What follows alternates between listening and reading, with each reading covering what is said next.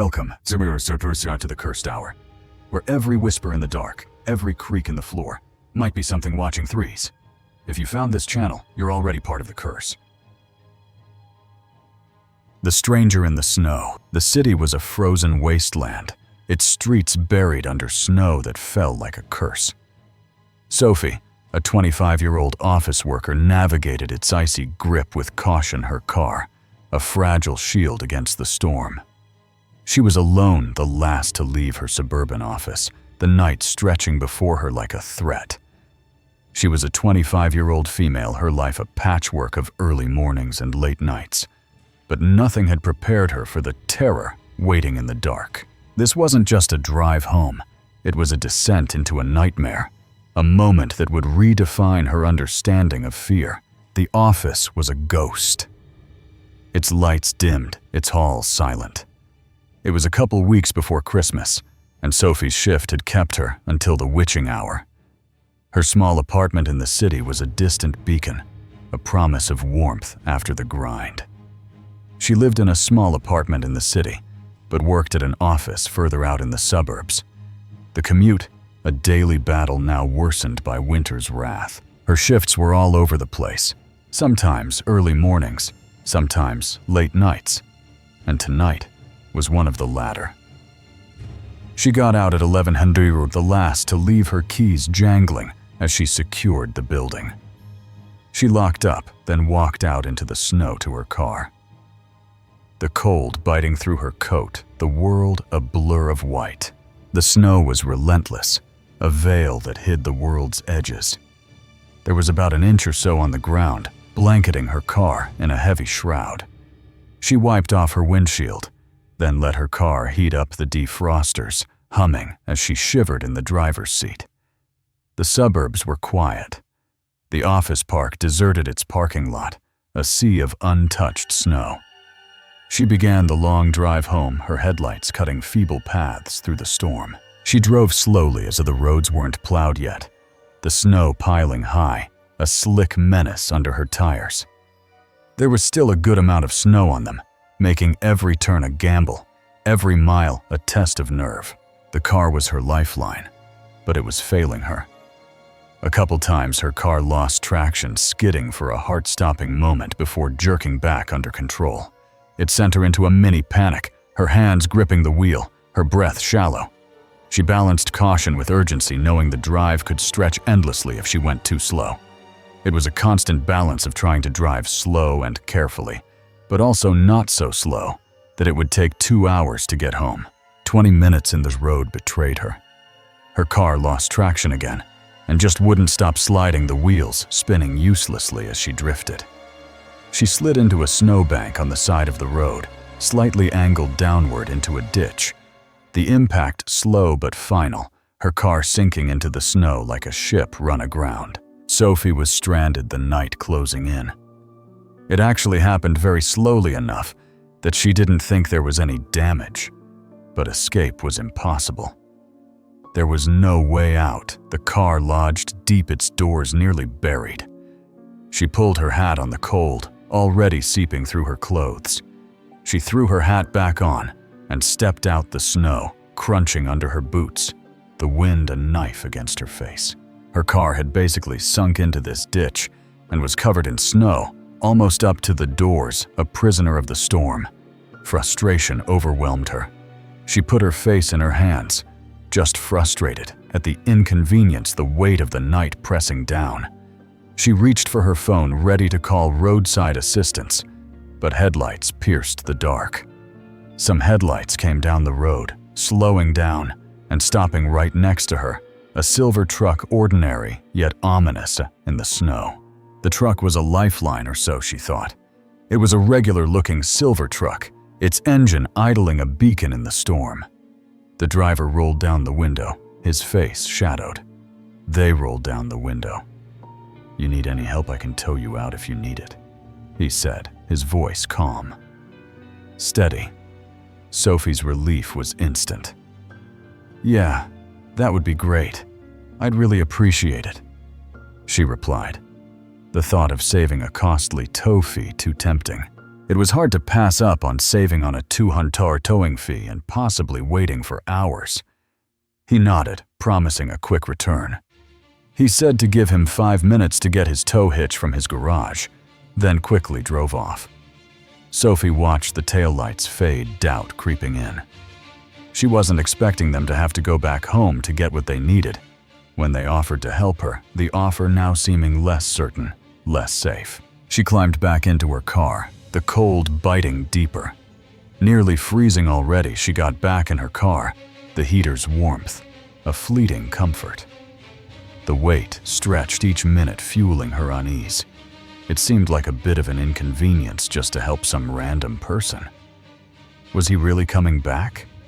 From their short interaction, it was hard to tell if she could trust them or not. The isolation of the road. The snow. The dark, it all pressed against her. Maybe they weren't even going to come back at all.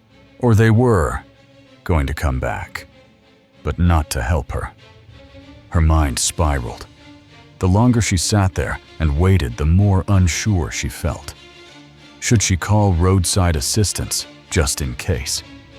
She felt like she really put herself in a bad position, vulnerable, alone, a target in the storm.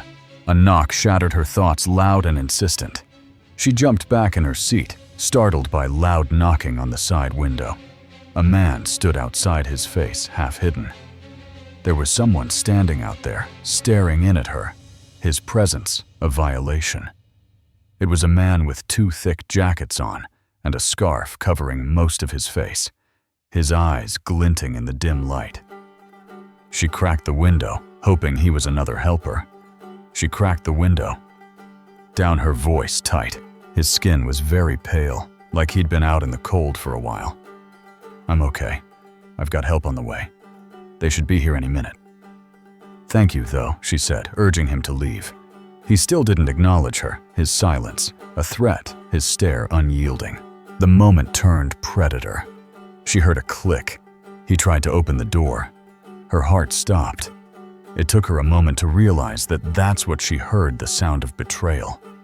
Before she could react and roll up the window, he stuck his arm through the crack and unlatched the lock, the door swinging open. Sophie screamed, shoving against him. He swung it open and leaned into the car. She tried pushing and kicking, but the guy was way bigger than her, his strength overwhelming. He grabbed her arms and dragged her across the front seat and out into the snow, her body scraping against the icy ground. She fought, clawing, kicking, but he was relentless. She was doing everything she could to wrestle her way out of his grip, but he pulled her toward the woods, away from the road, into the dark. The woods were a void, a place where screams wouldn't carry. He slowly forced her further away from the road and into the woods. His grip a vice, her strength fading. Sophie's mind raced, her body burning with adrenaline, but she was losing. Just as she was running out of fighting, headlights blazed a blinding salvation. Headlights lit up the entire area, blinding both of them. The light a weapon against the dark. A voice roared from the road, sharp and commanding. A man yelled from the road and scared the guy away from her. The attacker froze, then bolted. He ran straight into the woods, fading away in the dark, his form swallowed by the trees. Sophie collapsed, her breath ragged, her body trembling. She was dizzy and trying to catch her breath, the cold searing her lungs.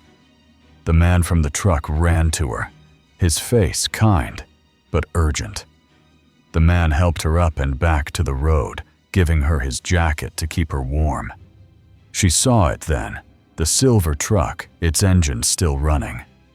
It was the man who offered to help her, his return a miracle. The night blurred a haze of fear and relief. He called the police for her and gave his witness statement. His voice steady as he recounted the attack. Police arrived, their lights cutting through the snow, their questions a lifeline. The rest of that night felt like a blur, a whirlwind of statements, warmth, and the slow return of safety. Sophie survived, but the night left its mark. She really didn't know what would have happened if he hadn't gone out of his way to help her. The woods, the pale man, the grip on her arms. They were a scar, a terror that lingered. She probably wouldn't even be here right now to tell her side of the story, a truth that haunted her. She moved from the apartment, left the suburban job, traded the city for somewhere brighter, safer. The snow became a trigger, its silence a reminder of that night. She told her story, her voice shaking but clear, hoping to warn others to honor the man who saved her. The police searched, but the attacker was gone, a ghost in the storm. Sophie lived, but she carried the weight, a lesson in trust, in survival, in the thin line between danger and salvation. The glow of the snow. The snow fell softly, but the Christmas lights burned too bright. I drove through empty streets, the pizza box warm on the passenger seat, unaware of the eyes watching from the dark. The house at the end of the gravel road pulsed with decorations, yet it felt hollow, wrong. Each bulb flickered not with holiday cheer, but with something alive, beckoning me closer. Was it a trap, or had the glow itself called me here? The light wanted me to stay. This was during our school's winter break. It was the day after Christmas, and I had a part-time job at our town's pizza shop. The place was a hub for high schoolers, a chaotic mess of flour and teenage banter. This place was surprisingly busy, and it felt like pretty much every kid at my school also worked there. At 16, every paycheck felt like a fortune, so I never said no to a shift. Being so young, though, every paycheck made me feel like I was rich, so I always agreed to work whenever they needed me. I figured the day after Christmas would be slow, families still gathered around leftovers. I thought it wouldn't be that busy this day, because everyone would be staying home with their family still. But I couldn't have been more wrong. By dinner, the shop was a madhouse. Tables full, phone ringing off the hook. Around dinner time, all the indoor seats were taken off, and we were getting tons of delivery orders. I usually greeted customers or seated them, but deliveries were part of the gig. My job was to greet and seat people, or do deliveries if needed. My manager thrust a pizza box at me, nodding to the door. Around 8, my manager told me to start taking deliveries. I handled a quick run, then grabbed another order. I did a quick one, then picked up another from the kitchen, and got back on the road. It was a single pizza to be delivered at a home 20 minutes away. The roads were ghostly snow dusting the asphalt under streetlights. At least the roads weren't busy. They were actually really dead, like barely anyone was outside, which was very, very odd change of atmosphere from being inside the pizza shop. The quiet was soothing, a stark contrast to the shop's chaos. Snow was lightly falling down, really only visible under the streetlights. It was so peaceful, I actually drove the speed limit and tried to soak it in. I savored it, knowing the frenzy awaiting me back at work, knowing what waited for me back at work. The house was a beacon in the dark. Eventually, I got to the customer's house, though it wasn't really in a neighborhood. It was directly off the side of the road, with its own long gravel road leading up to it. It stood alone, surrounded by snow-laden trees, draped in excessive Christmas lights. Reindeer snowmen, strings of bulbs blazing. The house was surrounded by snow-covered trees and had over-the-top Christmas decorations all over their house and front yard. The driveway was unplowed, a challenge for my beat-up sedan. They hadn't plowed their driveway, though, which made it difficult to find a place to park without getting stuck. I parked as best I could, grabbed the pizza, and stepped into the cold. I did the best I could, then got out with their order. Something wasn't right. One thing I noticed when walking up to their house was that while all the outdoor lights and decorations were turned on, not a single light inside was on, at least from what I could see from the front of the house. The house was dark, lifeless, despite the festive glow. But as I walked closer, I realized there were shoe prints in the snow going up to the front. Fresh tracks led to the porch, but they veered to the side, not the door. I figured it was the owner. Obviously, when I got up to the porch. Though the shoe prints didn't go up to the door, they went around to the side of the porch. Odd, but not my business. I thought that was weird. But hey, it was none of my business. I knocked, waiting. Anyway, I knocked on the door. The cold bit at my fingers, the breeze carrying snowflakes. It was pretty cold out there, so after 30 seconds I knocked again. Silence answered, just the hum of the wind. It was quiet outside, just the low breeze and falling snow. And yet I still heard nothing inside the house. I checked the receipt payment due on delivery. I double-checked the receipt to make sure I needed the payment, then knocked for a third time. The tracks were fresh. Someone had to be home. I mean, the shoe prints in the snow were fresh, so they had to be home. Frustrated, I pounded harder. Getting frustrated and starting to shiver, I knocked one last time very loudly, probably shaking the whole house. Nothing. Still, nobody answered. After that, I gave up. The car betrayed me. I left and went back to my car, getting in and trying to turn it on. But it wouldn't start. The engine sputtered, refusing to catch. The engine kept stalling. I swore under my breath as I tried relentlessly to get it going, only getting more frustrated by the second. My hands numbed in the cold, and my hands getting colder and colder. Then I saw him, a figure bundled in winter gear, standing by the house. Then I happened to glance up and saw a person standing outside the house. They were completely bundled up, boots, jackets, snow pants, everything. I stepped out, pizza in hand. I got out of my car. "Hey, did you order the pizza? I've been out here knocking on your door for 5 minutes." He didn't answer. They didn't say anything, but began walking toward me. His pace was deliberate, unhurried. Pretty chilling. It took me a few seconds to realize something wasn't right, and I got back in my car. He knew I couldn't leave. The way they kept their pace, not hurrying or anything, gave me the impression that they knew I couldn't leave, and that's when I started to panic. I fumbled for my phone, dialing 911. I began dialing 911 as they approached my window. As the operator answered, he spoke, his voice low, menacing. Just when the officer asked what my emergency was, they started speaking. He had a low, deep voice and kept asking if I needed help. How did he know? How the hell would he know that? That only confirmed my suspicions.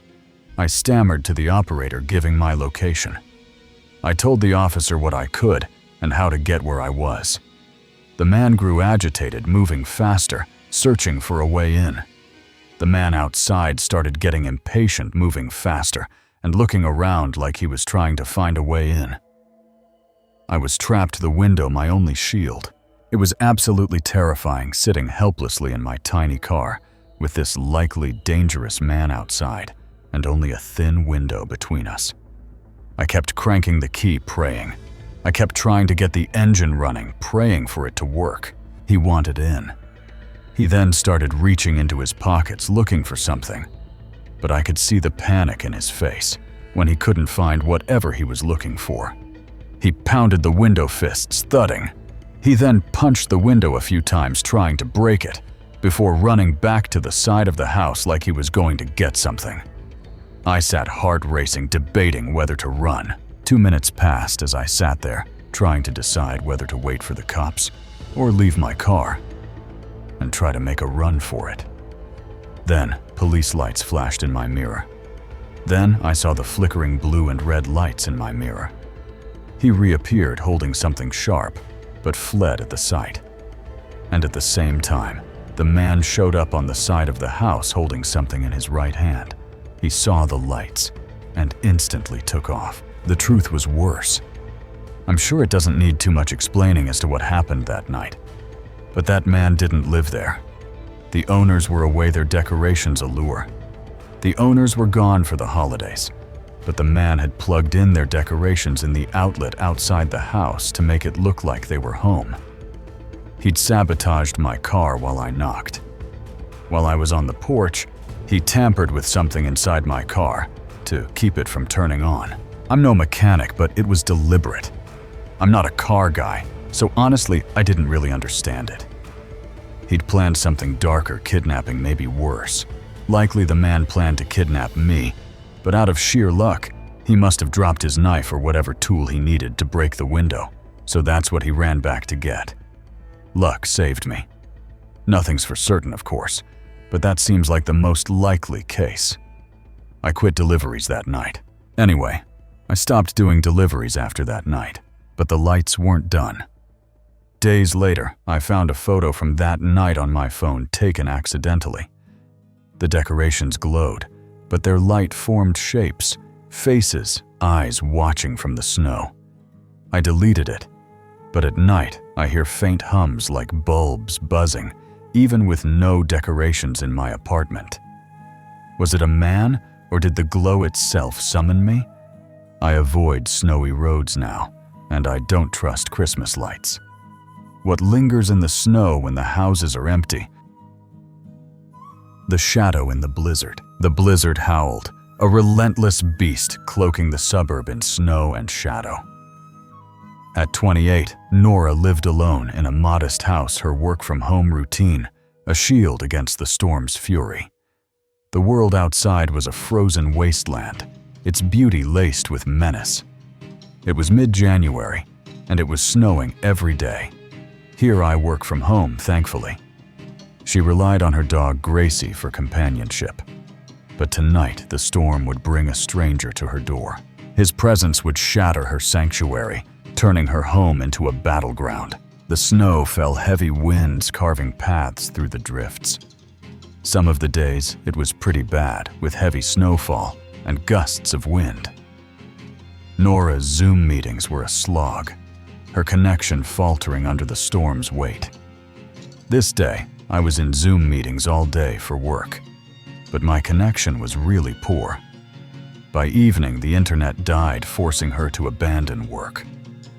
Around 6, my connection had cut out completely, and I ended up just having to call it a night from work. She took Gracie outside the cold, biting through her coat. I took my dog outside to use the bathroom really quick. The wind was so cold it was painful. In the dim streetlight, a figure stood near the road motionless. While I was out there, I noticed a person standing near the road. They were just standing there, not doing anything. The sight was odd, unsettling in the blizzard's chill, which is fine, but also strange in this kind of weather. Nora hurried inside, shaking off the unease. I didn't stay out there long enough to really think about it, though. I hurried inside. She dried Gracie's paws, the warmth of her home a fragile comfort. Warmed up drying my dog's paws off and bundling up under some blankets on the couch. The news droned warning of worsening storms. I turned on the news to play in the background, just in case there were any major updates or possible blizzards. Nora settled in the suburbs quiet, a deceptive calm. But Gracie's sudden alertness broke the peace, her growl low and urgent. Only a few minutes went by when my dog suddenly perked up, and a few moments later began growling at the front door. Nora rose, her pulse quickening, and peered through the peephole. The storm raged outside its howl, masking a danger closer than she knew. Footprints crisscrossed her front patio, fresh in the snow. There was a guy walking around outside my front patio. I could see their shoe prints in the snow going back and forth. The man paced his shadow, fleeting before vanishing around the house. He went back and forth again before walking to the side of the house and disappearing. Nora's breath hitched, the suburb's isolation now a trap. The blizzard was no longer the only threat, and Gracie's growl was her only warning. Nora returned to the couch, her eyes on Gracie, waiting for another sign. After a minute, I went back to the couch. My dog Gracie was laying down again. The dog's calm was fleeting, but Nora clung to it. Didn't seem alarmed anymore. She questioned the man's presence, his pacing too deliberate for a lost wanderer. I wasn't really sure what to think about that guy walking around outside my house. It was odd for sure. Calling the police felt premature, but doubt gnawed at her. Enough to call the police over, probably not. She kept watch the news, a low hum against the storm's roar. I just kept an eye on Gracie to see if she heard him again. The night deepened, the suburbs quiet, a false promise. Nora took Gracie out once more, the cold sharper, the snow thicker. I took Gracie out one more time. It was even colder and snowy outside. No one could linger in such weather, she thought. Surely nobody could be out here anymore. Back inside, she climbed to her bedroom, exhaustion pulling her under. I then went upstairs to my bedroom and got ready, then hopped in bed. Sleep was close when Gracie stirred, her stance rigid at the door. I remember opening my eyes to seeing Gracie standing at the bedroom door. She was just staring at the door. The dog's fear was palpable, her tail tucked, head perked up, and tail under her legs. Nora whispered, but Gracie didn't budge. I whispered her name, trying to call her over, but she didn't move. Her heart raced. Gracie's instincts, a trusted what? Gracie had always been nervous about strangers, but she'd never acted like this inside our home. Nora crept to the door, pressing her ear against it. I quietly walking to the door and putting my ear against it to listen. The silence was heavy, unnatural. I don't know what I expected to hear, but it was quiet. Her hand hovered over the knob, ready to unlock, when it twisted from the other side. Someone on the other side twisted the handle. Fear froze her, the slow movement, a predator's taunt. I stared in fear as it slowly moved back and forth. Someone was there, inches away, testing her defenses. The suburb's storm was no match for the terror within her walls. The handle's motion grew violent, the door rattling, as the person started to get more aggressive with trying to open the door. Nora realized hiding was futile. They knew she was there. I realized they already knew I was in that room. She lunged for her phone, her only lifeline. The blizzard outside roared, but the real danger was inside, and Nora was running out of time. Nora's heart pounded as she grabbed her phone, dialing 911. I ran to the bed, getting my phone, and dialing 911. The operator's voice was a distant anchor as she whispered her plight. The door's rattling stopped, the silence more terrifying than the noise. It seemed like after I started moving around, though, the person fell quiet. She searched for a weapon, her hands landing on a clothing iron. I grabbed my clothing iron from the closet and proceeded to tell the operator that I needed help. Minutes stretched, each second a lifetime. I want to say I waited 10 minutes for cops to arrive. The police arrived, their lights piercing the blizzard. They came in and found no one else inside. The front door gaped open, snow drifting in. The front door was wide open, though probably lockpick. Footprints trailed through the hallways, a map of intrusion. Snowy boot prints were all over the hallways. Nothing was stolen, the intent chillingly personal.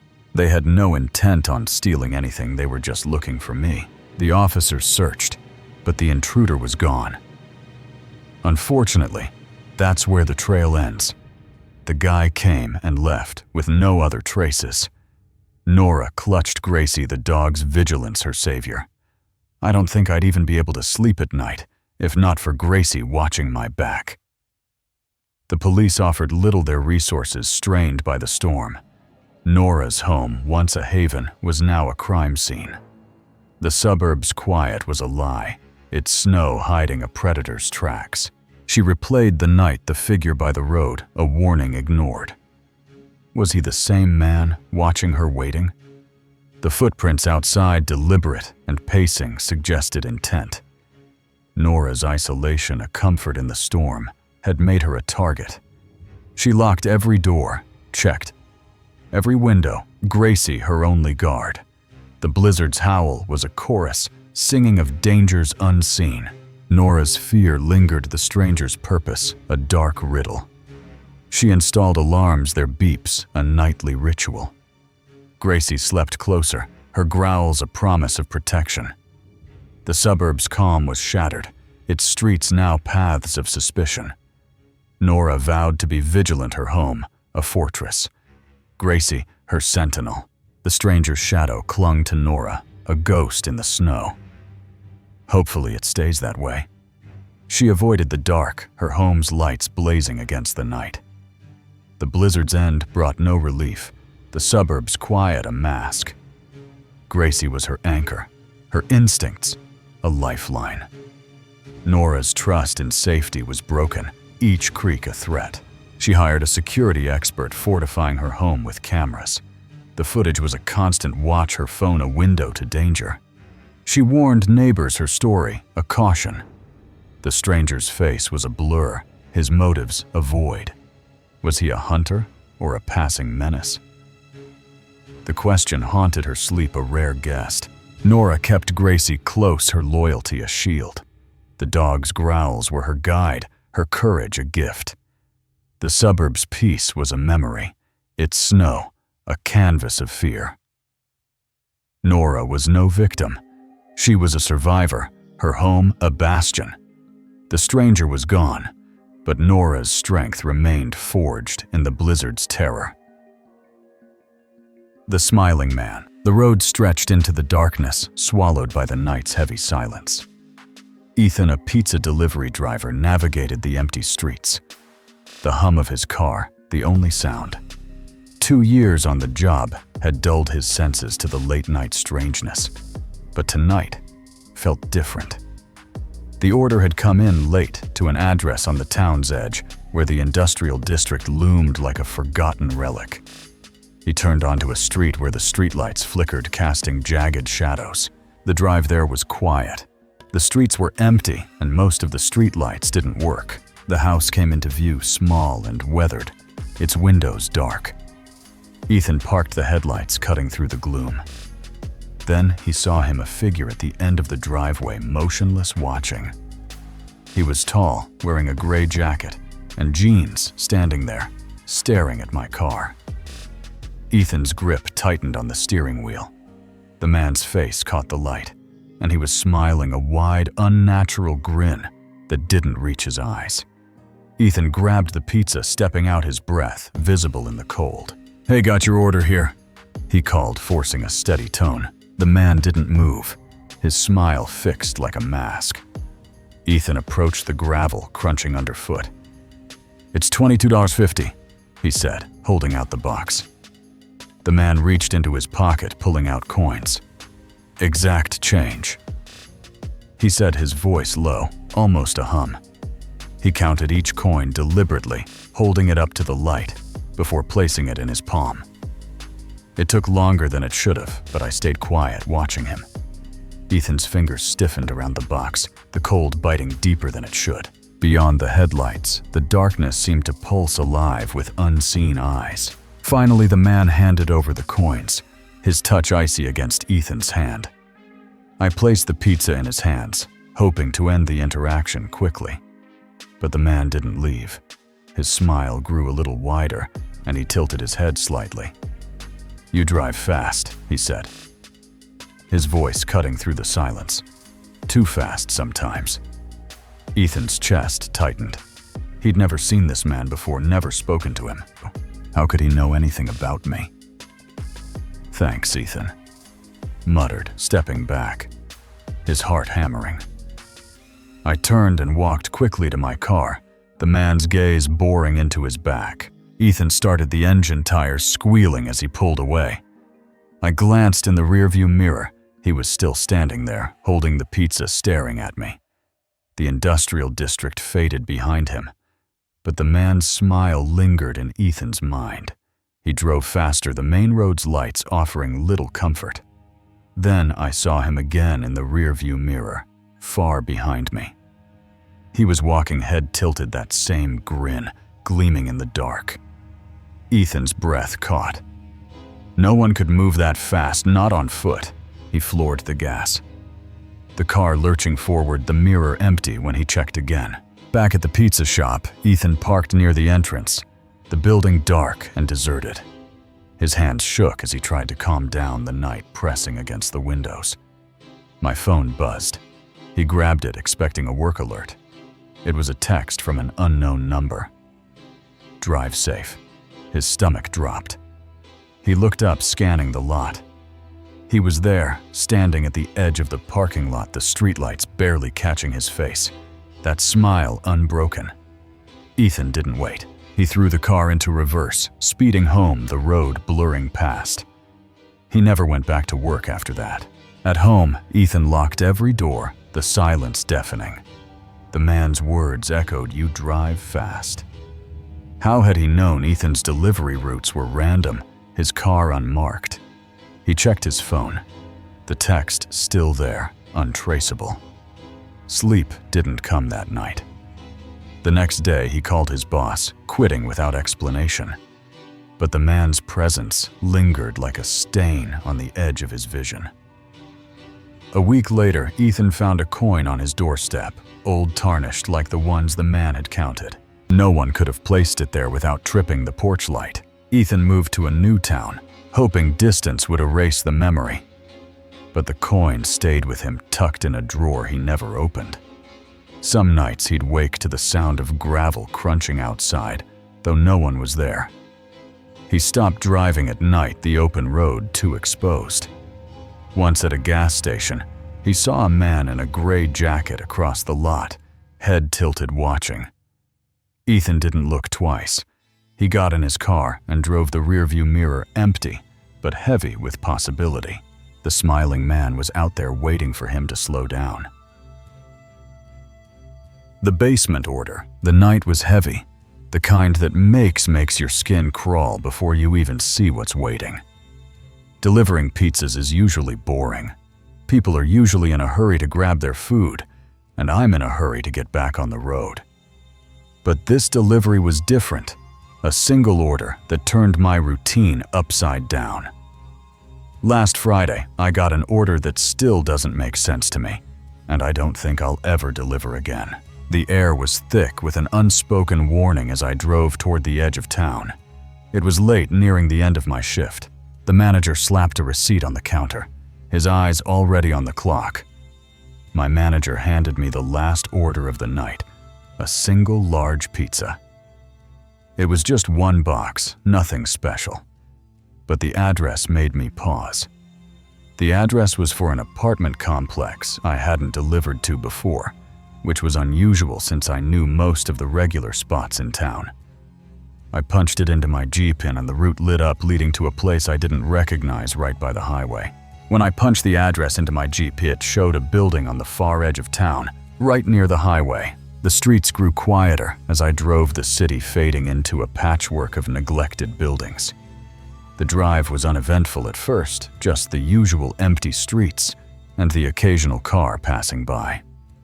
The highway loomed ahead, its hum a faint pulse in the night. As I got closer, the area started to feel off. The streetlights became fewer, and the buildings were run down. The complex came into view, a hulking shadow against the sky. When I pulled up to the apartment complex, the place looked abandoned. The windows were black voids, the paint peeling like dead skin.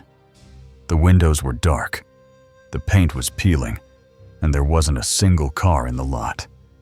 I checked the receipt twice, my gut twisting. I double-checked the address and the receipt. Everything matched. A handwritten note on the door caught my eye, its ink fresh. A handwritten note was taped to the door. Deliver to the basement door.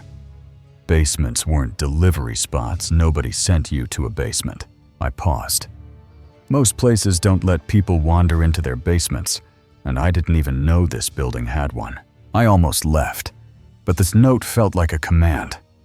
I thought about leaving, but the note looked recent, and I didn't want to get in trouble for not completing the delivery. The lobby was a tomb lit by a single bulb that flickered like a dying star. Inside the lobby was dim. There was a single bare light bulb flickering above me. The air was damp, heavy with the scent of mold. The wall smelled damp, and the carpet squished under my shoes. A door labeled basement stood at the end of the hall, its edges rusted. I spotted a door marked basement at the end of the hall. The handle was cold, the door heavy as I pulled it open. The metal handle was worn, and the door creaked loudly when I pulled it open. The staircase descended into darkness, each step steeper than the last. The staircase leading down was steep and narrow. A chill wrapped around me, sharper with every step. The air grew colder with each step, and I could hear a faint hum coming from somewhere below. It wasn't mechanical, it was alive. A low murmur that made my skin prickle. I called out, "Hello, I'm here with your pizza," but no one answered. The hallway at the bottom stretched on, lined with doors that seemed to watch me.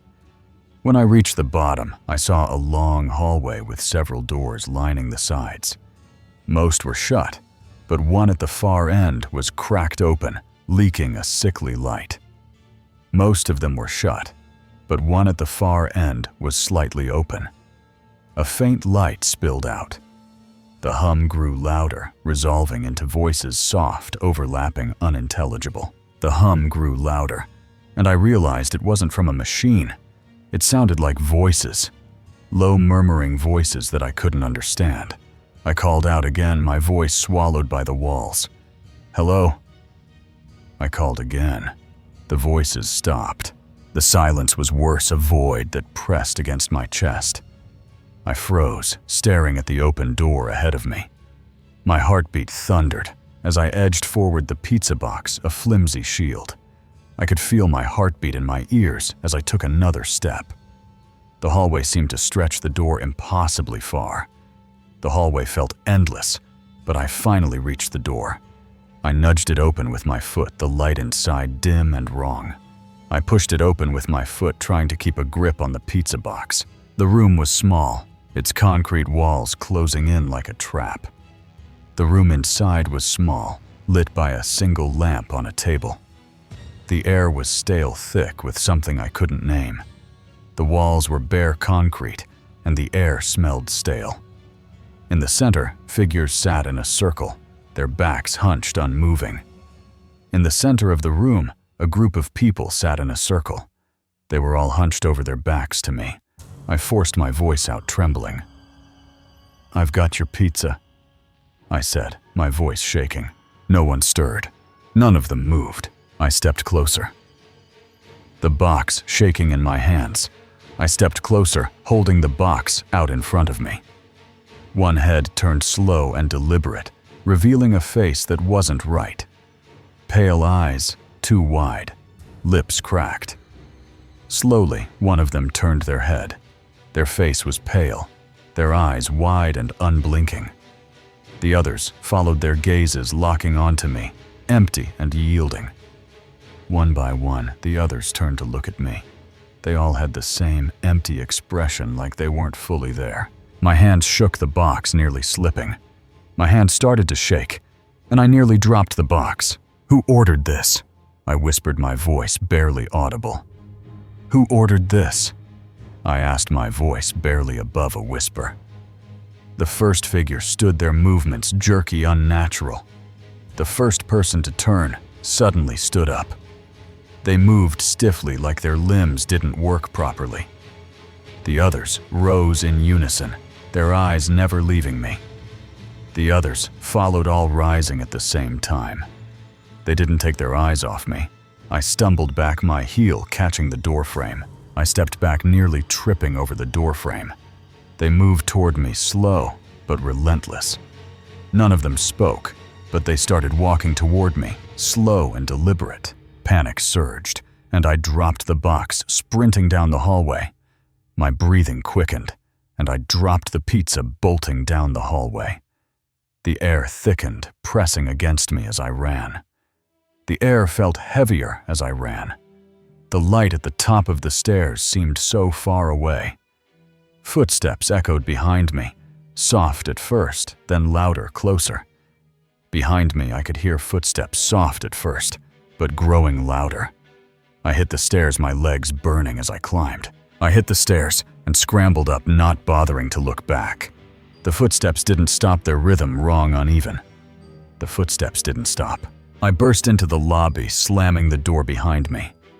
When I burst out into the lobby, I slammed the basement door shut and leaned against it. My chest heaved, the silence of the building deafening. The building was silent again. But I didn't wait around. I ran to my car, the keys slipping in my shaking hands. I ran to my car, jumped in, and sped off without looking back. The road blurred as I drove. The faces of those figures burned into my mind. When I got home, I tried to convince myself it was some sort of prank, but it didn't add up. The next day, I called my manager and quit, no explanation. The next day, I told my manager I was done. I didn't explain why, and I don't plan to. I couldn't shake the image of their eyes, their movements, the way the room felt alive with something wrong. I looked up the address later, hoping for answers. The building had been condemned years ago. No tenants, no utilities. So who placed the order? I checked the receipt again. It was paid in cash, no name, no phone number. The pizza shop had no record of the transaction, like it never happened. I started noticing things after that night. My car smelled faintly of damp concrete, even after I cleaned it. A scratch appeared on the pizza bag, deep and jagged, though I never dropped it. I avoided driving near the highway, but one night I swore I saw a figure by the roadside, pale and still watching me. I moved to a new town, took a desk job, but the unease followed. Every delivery truck, every dark building brought it back, the hum, the eyes, the footsteps. I don't know what they were, but they weren't human. Not entirely. That basement wasn't just a room. It was a door to something else, and I'd walked right through it. The door at 742. The street was too perfect, like a painting you distrust, for its flawlessness. Maple Street stretched before me, each house a mirror of the next hand siding, brown shutters, lawns clipped to military precision. I parked my Honda Civic under a street lamp, its weak glow barely cutting through the dusk. 8 months delivering for Slice of Heaven had taught me to read neighborhoods, and this one screamed ordinary. But ordinary can hide the worst kinds of danger. I grabbed the pizza bag, the heat seeping through the fabric, and stepped onto the path to number 742. Something was watching me. I could feel it. The quiet was unnatural. No kids playing, no dogs barking, no hum of life. The porch light created a yellow circle around the front door, casting shadows that seemed to shift when I wasn't looking. My work shoes clicked against the concrete, too loud in the stillness. I checked the order slip. 2 large pepperonis, cash payment, nothing unusual. But my skin prickled, like the air itself was warning me to turn back. I rang the doorbell, the chime echoing inside. The silence that followed was heavier, like the house was holding its breath. The door cracked open, just a sliver. A man's hand appeared, pale and veined, wrapped in a black sleeve. It hovered there, not inviting, not welcoming, just waiting. This wasn't a customer. This was a predator. "Pizza delivery," I said, forcing a smile, my voice steady despite the knot in my gut. "Come inside for a moment," he replied. His tone flat, lifeless, like he was reading from a script. Every instinct screamed to run. I didn't move, my hands tightening on the pizza bag. "I'll leave these here," I said, lifting the boxes. "There's your card." His hand shot out, fingers clamping around my wrist like a vice. Not a gentle grip, a controlling one, tight enough to bruise. My pulse spiked, but I didn't scream. Screaming makes you pray. "Come inside," he repeated, his voice a low growl, now the words curling like smoke. He wasn't asking. He was commanding. I twisted my arm, the pizza boxes still in my grip, my shield, my lifeline. I yanked back hard, my wrist burning as I broke free. His hand slipped, and for a split second we were statues, locked in a standoff under that sickly yellow light. He lunged. I stumbled back, thrusting the pizza boxes forward. His hands hit the cardboard, the heat scorching his skin. I used the momentum, shoving the boxes into his chest. The smell of burnt pepperoni filled the air, sharp and surreal. My free hand darted to my belt, where a canister of pepper spray hung a lesson drilled into me by months of safety training. I took another step back, my eyes never leaving his. The look in his eyes changed from cold calculation to something feral, frustrated. He knew I wasn't easy. "I'm leaving now," I said, my voice cutting through the tension like a blade. "The pizzas are dropping and I'm calling the police." Something in my tone, maybe the steel, maybe the truth, made him hesitate. He pulled back the door, easing shut, the gap narrowing until it was just a sliver of darkness. I didn't wait for it to close. I dropped the pizzas on the walkway and backed toward my car, my hands shaking but deliberate. "Get in. Lock the doors. Call the manager." I slid into the driver's seat, the locks clicking into place, and dialed. My manager's voice was a lifeline, calm and steady as I explained what happened. The police were already familiar with number 742. This wasn't the first report of suspicious activity at that address, the officer told me later. They'd been watching the house, piecing together complaints from other delivery drivers, repairmen, anyone who'd knocked on that door. My report added weight, a missing link in their case. The man was arrested 2 weeks later, his name tied to a string of assaults, attempted abductions, attacks on workers just doing their jobs. The detective who called said my report was crucial, a small victory in a night that could have ended so differently. I took a week off, paid a gesture from the pizza shop that felt like both gratitude and apology. My parents begged me to quit, to find something safer, something that didn't send me to strange doors at dusk. But college tuition doesn't pay itself, and fear doesn't get to win. Every shift I see that hand, that sliver of darkness. I still drive past Maple Street sometimes, and number 742 looks the same, tan shutters, perfect lawn. But I know what's behind that door. I carry the pepper spray closer now. Check my locks twice. Trust my instincts, always. The job goes on, and so do I.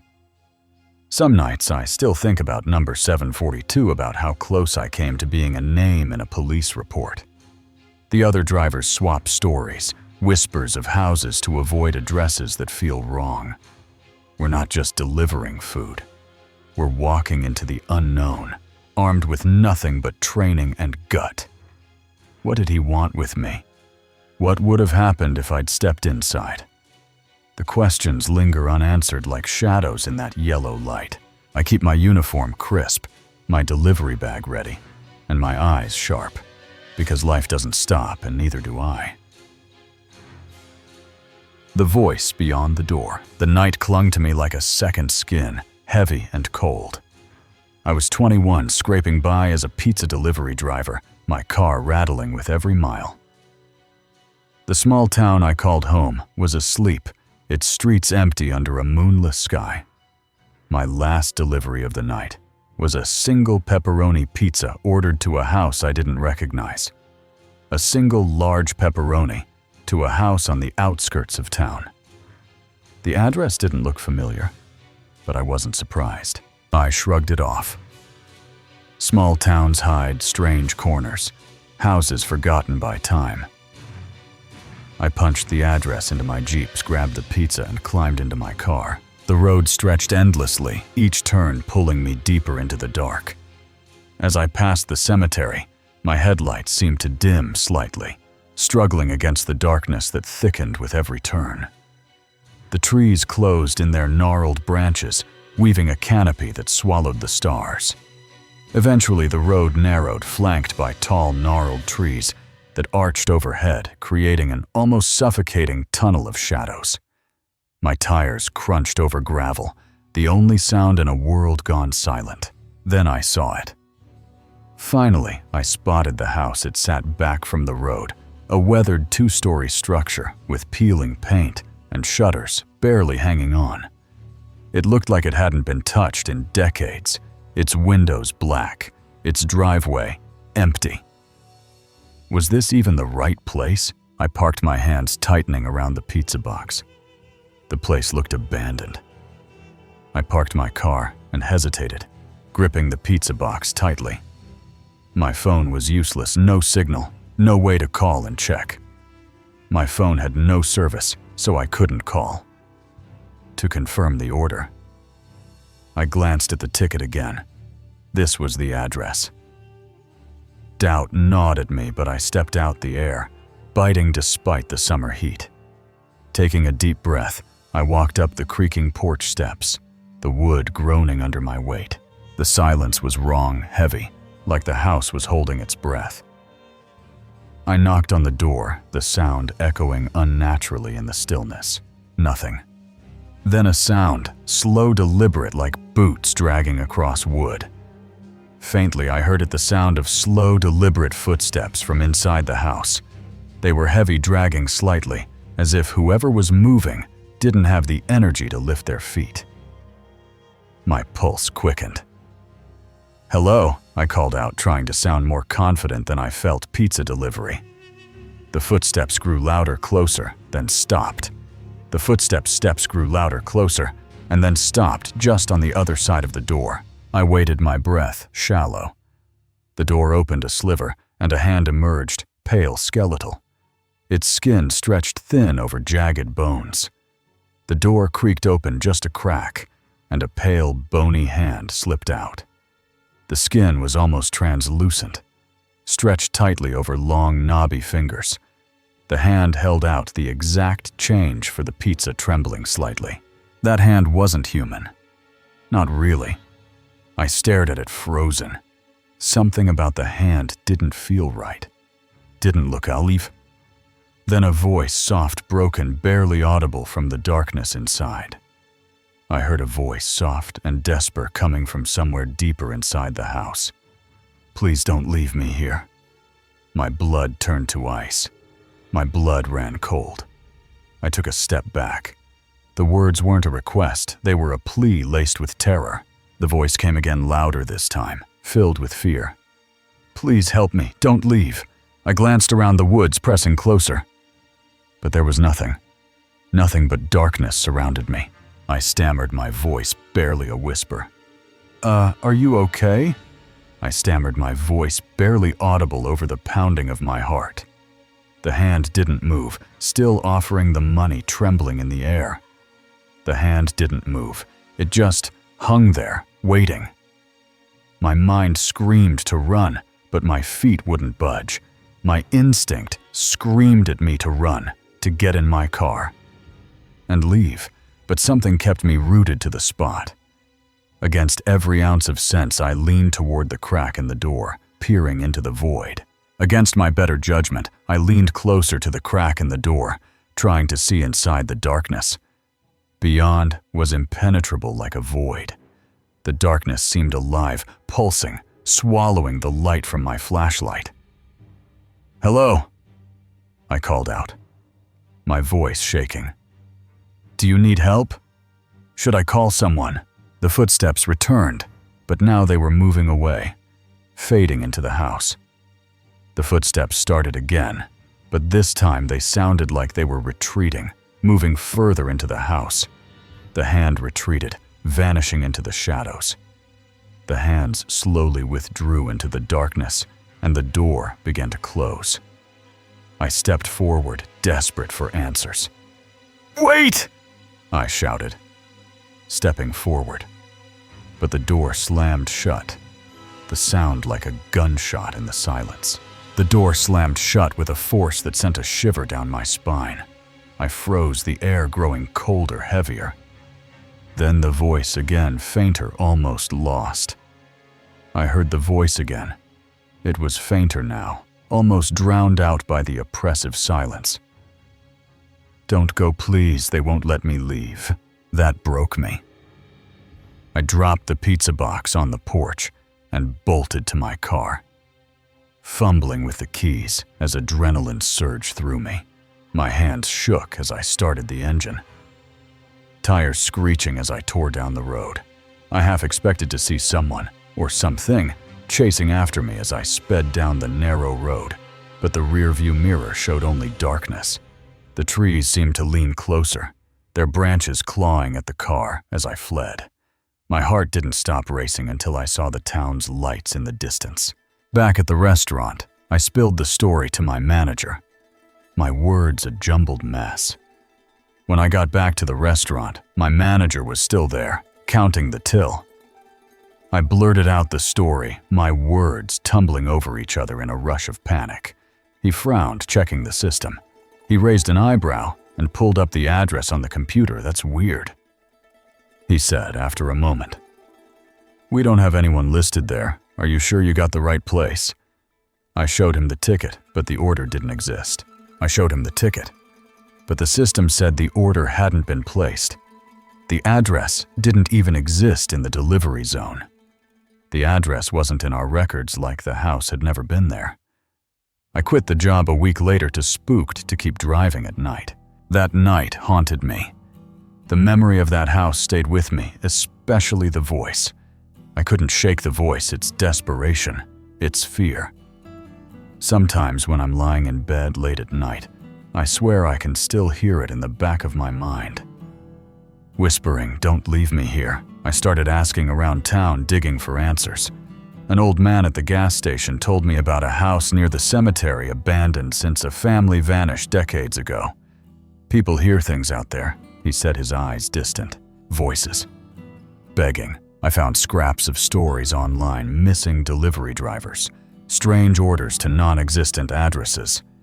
One forum post deleted soon after mentioned a house that appeared only at night, a trap for anyone who answered its call. I don't know what I saw, who or what was behind that door, but I know it wasn't human.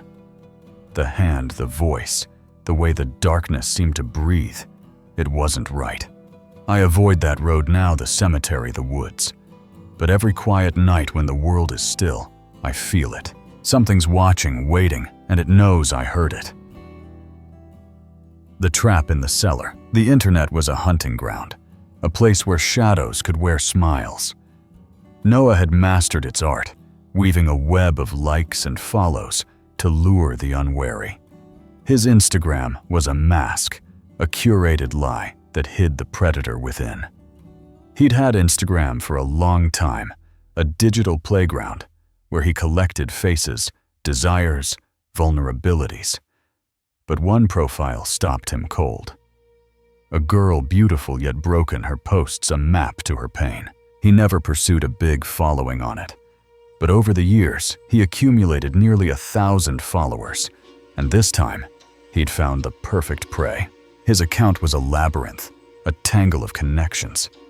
He followed twice as many accounts drawn by the app's suggestions, a siren call of interesting lives and attractive faces. The feature where the app suggests people to follow was to blame for that, feeding his habit of clicking follow on those who caught his eye. He tended to click follow on people he thought were interesting, saying, or attractive, but they rarely reciprocated. Until her. One day, somebody did her profile picture a spark in the endless scroll.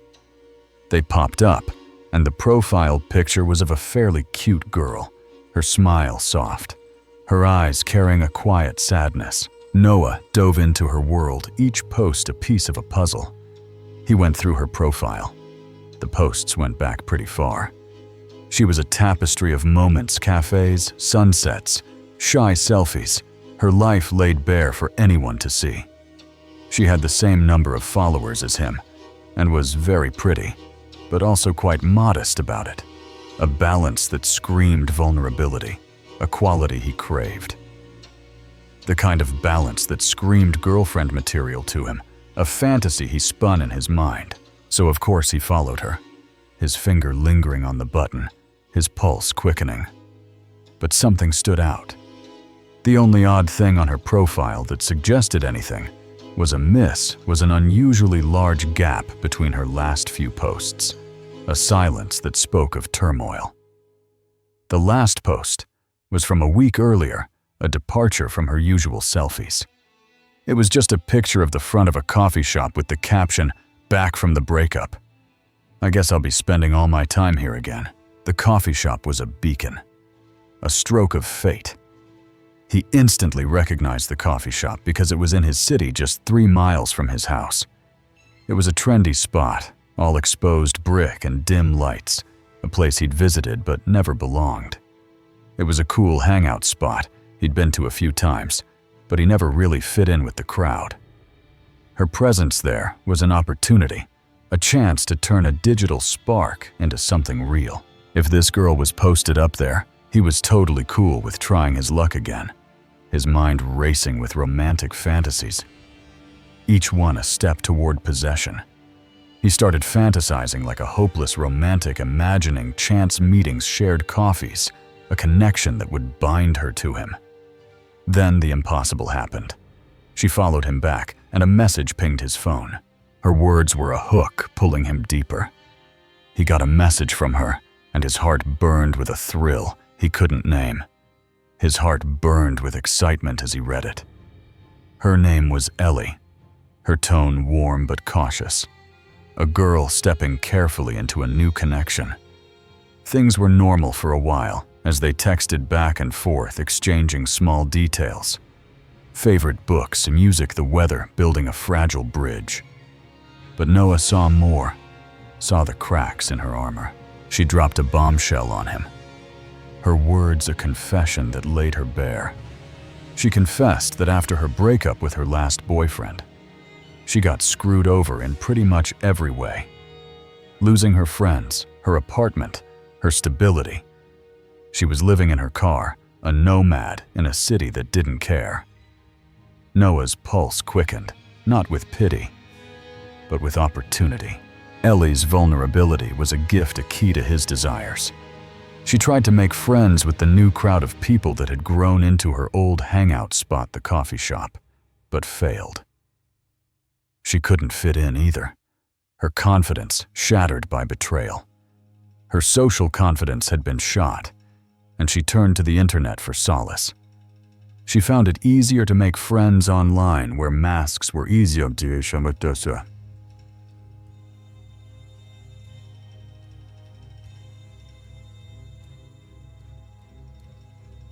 Danach.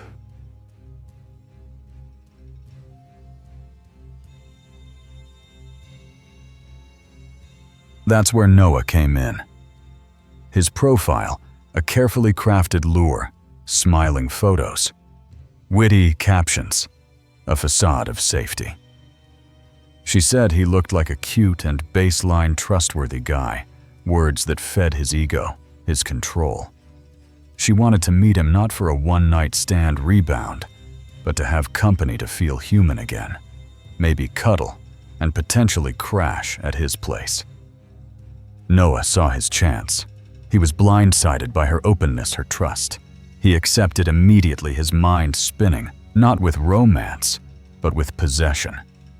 He thought he could turn this girl into his girlfriend in a couple weeks, or several months at the latest, a delusion that masked his true intent. Her desperation was his leverage.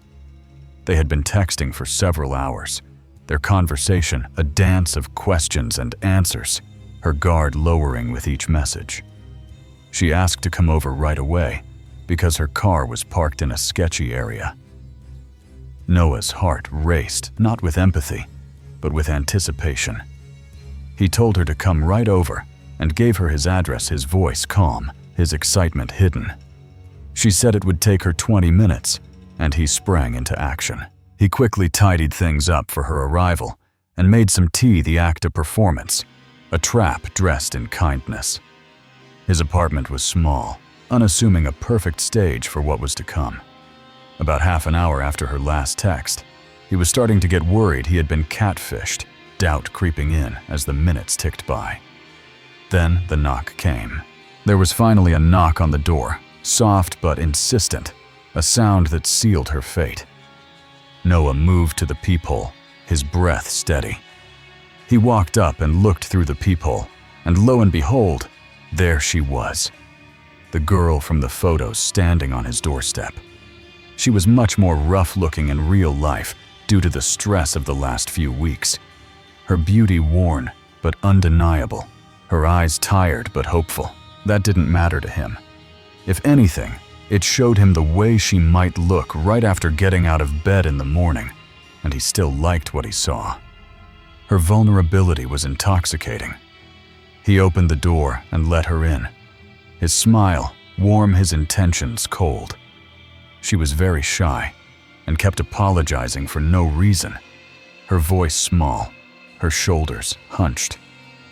She thought she was being a burden, a belief he encouraged, feeding her guilt to keep her pliant. Ellie stepped into his web, unaware of the trap. He told her to make herself at home and have a seat on the couch, his tone gentle, disarming. She hesitated, her eyes darting around the room. The tea had gotten cold, so he asked her if she still wanted some, offering warmth she craved. She was very hesitant to accept it, as if the smallest kindness was a debt she couldn't repay. It clearly looked like she wanted it, her hands trembling slightly, as if popping the cup in the microwave for a minute was a huge, bothersome task. She wavered, but Noah pressed. After he insisted, she accepted it with a warm smile, her guard slipping, her trust misplaced. Noah played the host, but his heart was a predator's.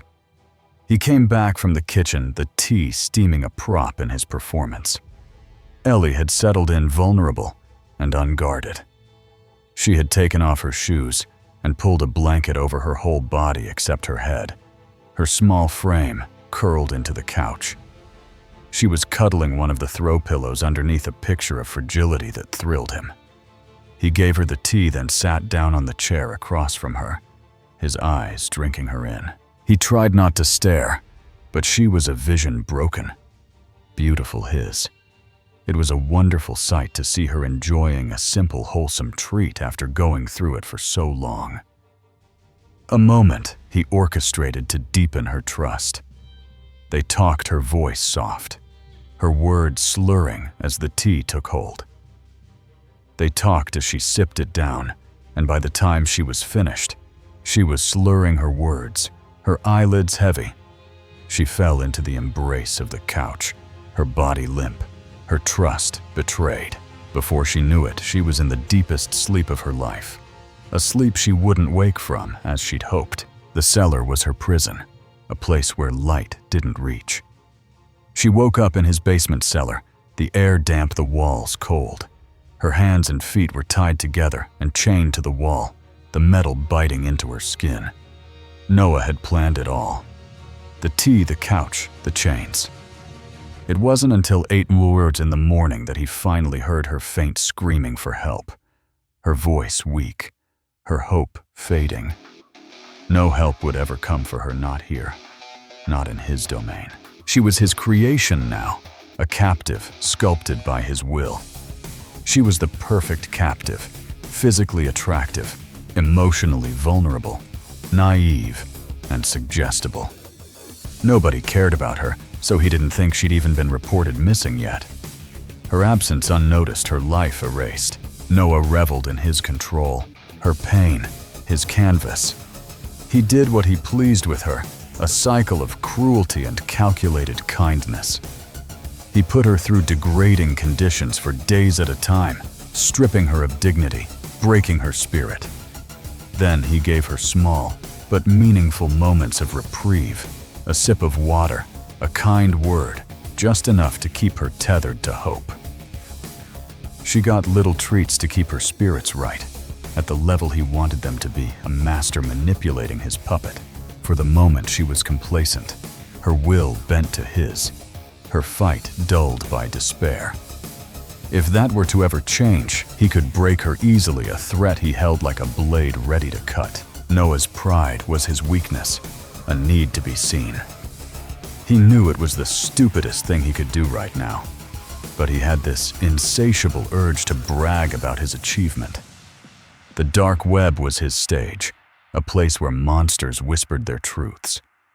He found the deepest corner of the internet and covered his tracks getting there, confident in his anonymity. He'd posted this knowing, by the time it seeped out onto the surface web, nobody would be able to trace it back to him, a boast cloaked in shadows. Ellie was his masterpiece, a living testament to his cunning, her suffering a trophy he polished with each act of control. He watched her, studied her, shaped her. The cellar was his kingdom, its walls echoing her quiet sobs. Her pleas swallowed by the dark. He gave her just enough food, water, moments of warmth to keep her alive, to keep her his. Her eyes, once bright in her photos, were dull now, but he saw beauty in their emptiness, power in her submission. He wondered about her past, the boyfriend who'd broken her, the friends who'd abandoned her, but only as a collector might study a pinned butterfly. She was his, and that was all that mattered. He planned her days, her nights, her emotions, each moment a thread in his web. The world above moved on oblivious. Noah went to work, smiled at neighbors, posted on Instagram sunsets. Coffee lies. No one suspected. No one looked twice. Ellie's car, abandoned in a sketchy lot, was towed, forgotten. Her digital footprint fading as her account went silent. Noah scrolled through her old posts, savoring the irony, her smiles, her captions, her life, now his to rewrite. He knew the risks, the chance someone might notice, but he was careful his tracks covered his mask flawless. The coffee shop 3 miles away was a place he avoided. Now its familiarity a loose thread he wouldn't pull. Ellie's screams grew fainter, her spirit a flame he kept low. He wondered how long she'd last, how long he'd keep her before boredom set in. For now she was enough, her pain a song he played on repeat. He bragged in the dark, his words a secret shared with the void, a testament to his power. The internet was his ally, his shield, its depths hiding his truth. Noah lived, but Ellie didn't, not really. Not. She was a ghost in his cellar, a story he'd written, a captive in a world where no one would ever find her. The shadow in the mirror in my bedroom always felt too heavy, its reflection too sharp. I posted my gym selfies online, chasing likes, unaware of the eyes that lingered too long. A stranger's words slithered through my DMs, cold and ancient, promising things that made my skin crawl. But when I looked in the mirror that night, it wasn't just my face staring back. Was it him, or had something else found me through the glass? The shadow wanted me to see it. I have about 10,000 followers on Instagram. Nothing celebrity level, but I like to post fitness updates, which tend to get a lot of attention on this app. My gym photos, sweaty, confident, drew eyes, some welcome, some not. I'm no stranger to randoms and weirdos making thirsty comments on my posts, but I don't care either way about deleting and blocking creepy stuff or playing into it for more engagement. I usually scrolled past the sleaze, letting it fade into the noise. I usually ignore it, but one of them caught my eye. A comment on a post where I felt unstoppable stopped me cold. A man commented on a recent post in which I was feeling particularly confident. This man was different than the rest of the dirty commenters I usually get. He was very old. His profile showed a man in his 70s, fit for his age, but his words were vile. He wasn't withering away, as he looked fairly active and healthy when I looked through his profile, but he was still 2 years old. He wrote, "It's been so long since I've had so young. You'd be a darling if you could change that for me." His comment was especially creepy, almost like his long years had given him that much more experience in making women uncomfortable, he said. "It's been so long since I've had so young. You'd be a darling if you could change that for me." It churned my stomach. That just felt gross to read. I couldn't look away. I did some digging out of unhealthy curiosity and found out that he lived in one of those swinger towns. The towns that retirees move to so they can screw as much as possible before biting the dust. It was unsettlingly close to my city, and it happened to not be far from where I lived. I shook it off, posting again days later, expecting more gym selfies to bury the unease. A few days later, I made another post, but he was back this time in my DMs, his message darker. Not even 10 minutes later. Instead of commenting, the old creep went straight to my DMs. This time he said, "My wife's dead. You know you don't have to worry about her. I'm just a sad, lonely old man in need of a tight young woman." Not only was I dealing with a gross old man persistently coming after me, but he was surprisingly good with technology. He saw I'd read his message and pounced.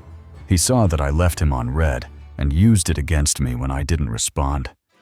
He said, "You just going to ignore me? You're missing out. I've got a bottle full of pills and the heart of a lion. I could plow you from dusk to dawn."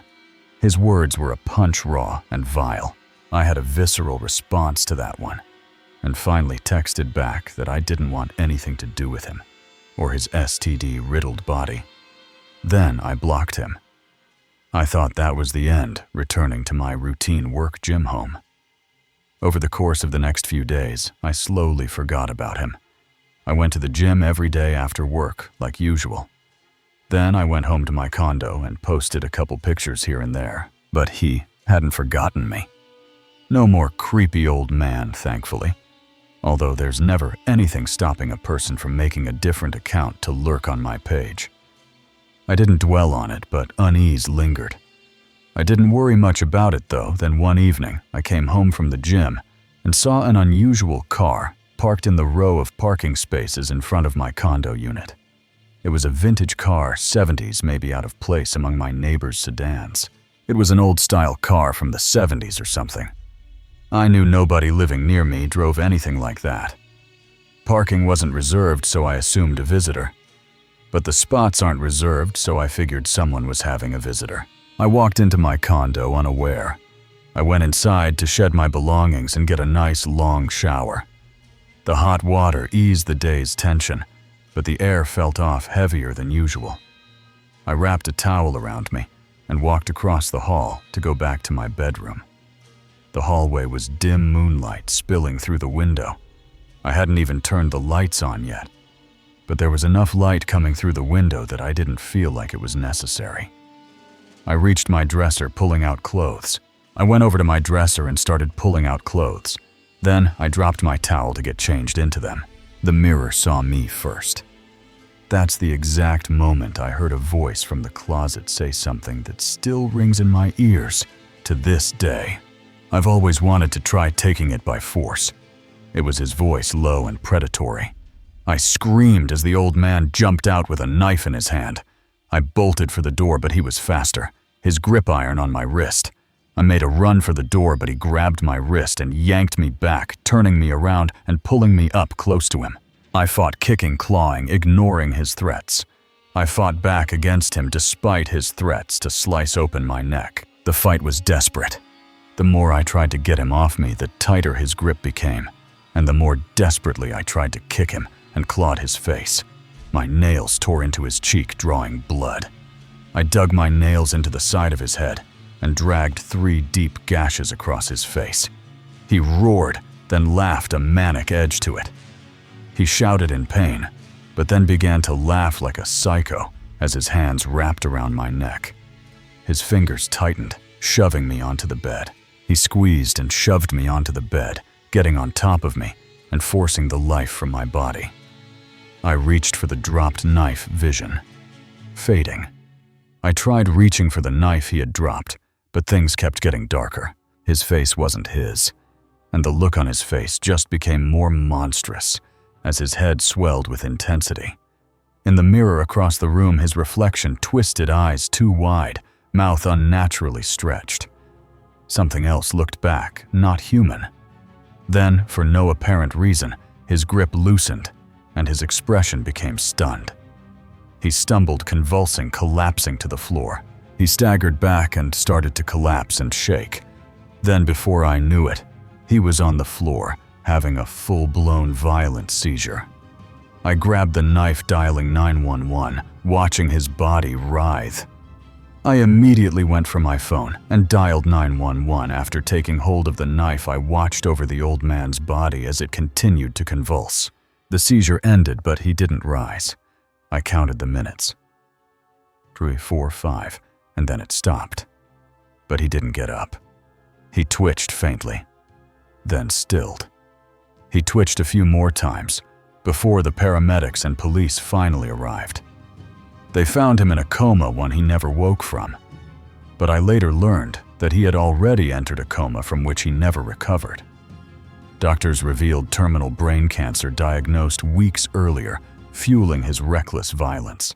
2 weeks prior, he had been diagnosed with severe terminal brain cancer and given barely any time to live, leading to his aggressive, atypical behavior and disregard for any consequences his actions may have had. I was broken.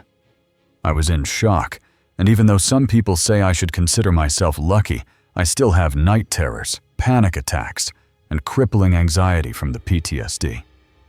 The gym, once my sanctuary, became a trigger. He'd followed me from there. I never post anymore, and I'm terrified of going to the gym, as that's where the man found out I went to and followed me home from. I changed my locks, but the mirror followed. At night, my reflection flickers, showing his face, or something worse, whispering my name. I cover every mirror now, but the shadows still watch. What looks back when you're alone in the glass? The skeleton woman's call. The old house loomed like a forgotten relic, its creaking walls steeped in secrets too dark to name. At 32, Clara and her husband David moved in with their 4-year-old son Ethan, dreaming of a spacious haven for their growing family. The suburb's quiet streets promised peace, but the house had other plans.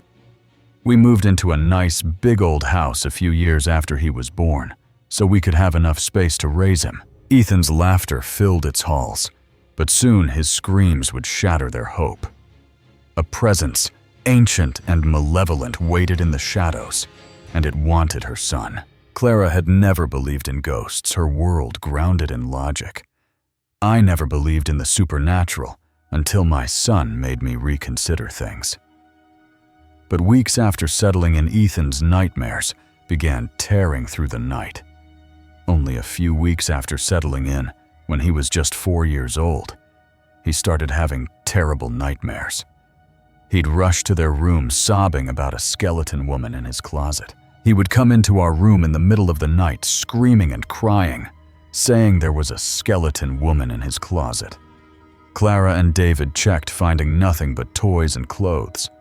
We always checked to make him feel safe, but of course we never found anyone.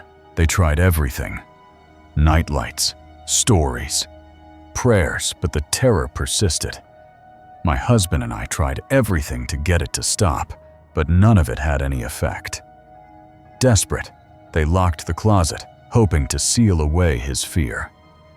At one point, we decided to keep the closet locked up most of the time, but the lock failed, the doors swinging open. We went back to check on it. We found the doors open. They zip-tied the handles, a makeshift barrier. We thought if we zip-tied the handles together, the doors would stay shut. Yet the nightmares continued, Ethan's cries, a nightly torment. The house's silence was a lie, its walls alive with something unseen. Clara's skepticism cracked the house's atmosphere oppressive. She noticed oddities, cold spots, flickering lights, whispers in empty rooms. Ethan's fear was palpable, his small body trembling as he spoke of the woman. Clara held him close, her heart aching, but doubt gnawed at her. Was it his imagination or something more? The suburb's calm was a facade, its quiet streets hiding a darkness that clung to their home. The zip-tie solution failed spectacularly. Our son still came barging into our room that night. They found the ties severed, the closet gaping. When we went to check his room, we found that the zip tie had been cut off. Clara's breath caught the violation, chilling. The house was no longer theirs. It belonged to something else. Ethan's terror was a beacon, and Clara knew they had to act or lose him to the shadows. The severed zip tie was a turning point, fear replacing doubt. This was when my husband and I took a much more serious approach to this issue. Clara questioned Ethan, searching for answers. We asked our son if he had taken the scissors from the kitchen to open the closet, but he said no. His denial was firm, his eyes wide with terror. Clara's heart sank. If not Ethan, then who? This left us in a conundrum. Our son hadn't slept properly in almost a month. They pressed him about the skeleton woman, his fear palpable. We asked him a bunch of questions about the skeleton woman he said he kept seeing, but he seemed very afraid to talk about it. He whispered she urged him into the closet. All he said was that she kept asking him to go into the closet with her. Clara's skin prickled the house's air heavier. They asked Ethan to draw her, hoping for clarity. Eventually, we asked him to draw the skeleton woman. The drawing was chilling, a stick figure in a long dress peeking from the closet. It was a simple drawing, just a stick figure of a woman dressed in a long, plain dress peeking out of the closet. 3 details froze Clara blood at the neck, a noose in her hand, and "Join Us" written above. The first thing was the indication of blood running down from her neck. The second thing was the noose in her hand. The final thing was the words written above her head. Just 2 words: "Join Us." Ethan, only 4, couldn't know a nooses purpose. He said he didn't know, except that it was a piece of rope she always had. He was only 4 years old, and we monitored everything he watched. His writing, far beyond his skill, was a cry of fear.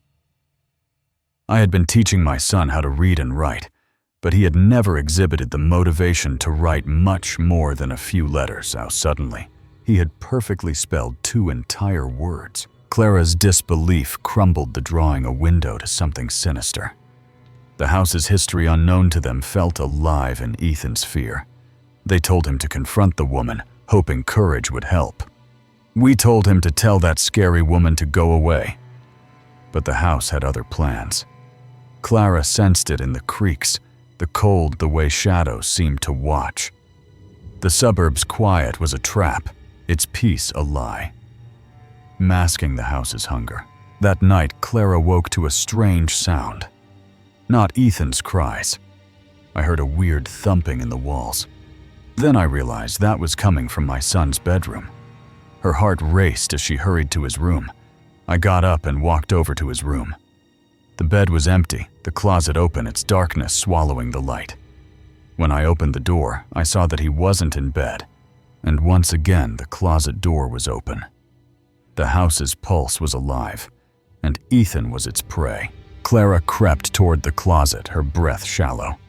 I crept over to the closet, but right as I got up to it, a nightmare unfolded. 2 bony, bloodied hands shot out, slamming the doors shut.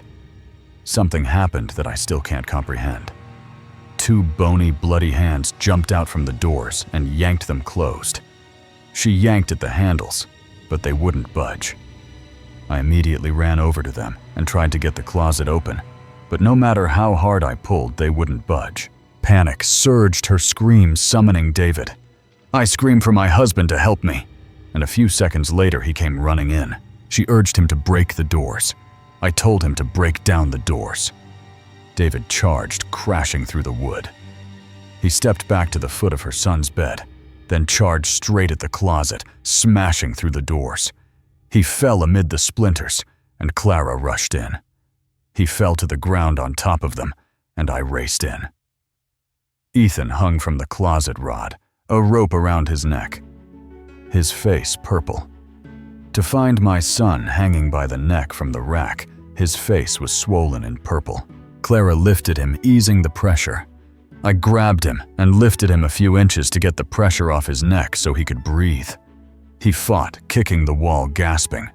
He was still fighting against the rope, kicking the wall and trying to pull himself up. David returned with a knife, cutting the rope. He went to the kitchen and came back with a knife to cut the rope. Ethan collapsed, barely conscious, burns scarring his neck. Our son was barely conscious and had horrible burns around his neck.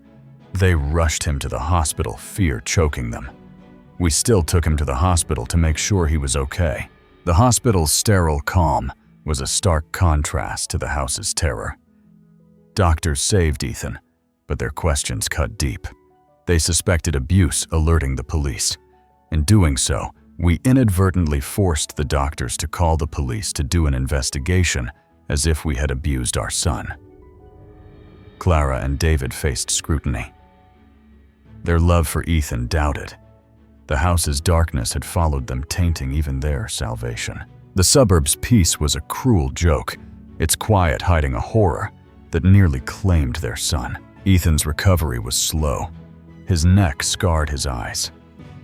Haunted, Clara held him, vowing to protect him from the house's grasp. The police's questions were a storm, but a truth was coming, one that would unravel the nightmare. The house was no home. It was a tomb, and Clara would burn it down before letting it take her son. The police interrogation was grueling, suspicion heavy in the air. We were questioned by the sheriff himself. Clara and David recounted the nightmares, the drawing, the hands.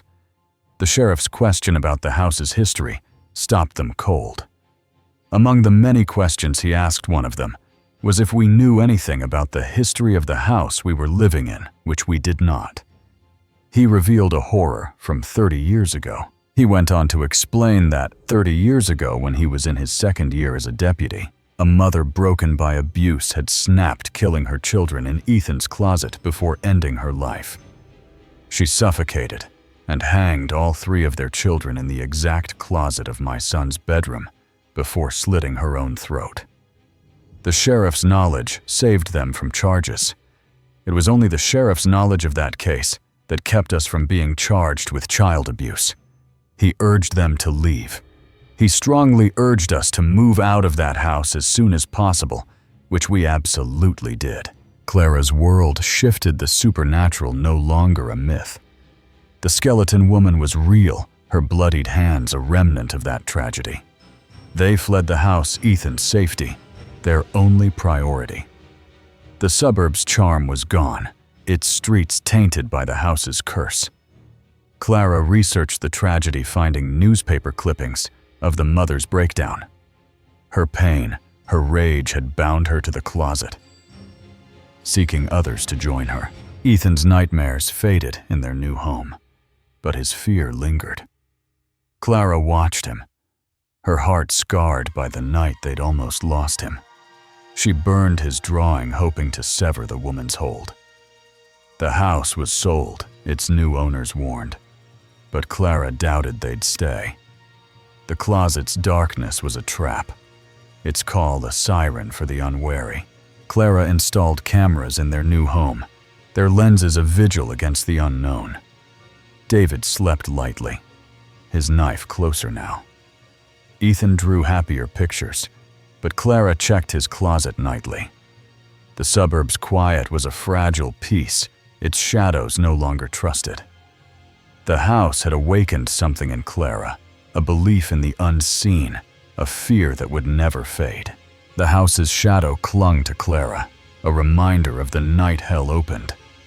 Ethan healed, his laughter returning, but his neck bore faint scars. Clara joined a support group, sharing her story with others, touched by the supernatural. Their words were a balm, easing her isolation.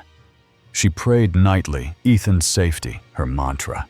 The mother's tragedy haunted her, a ghost in her thoughts.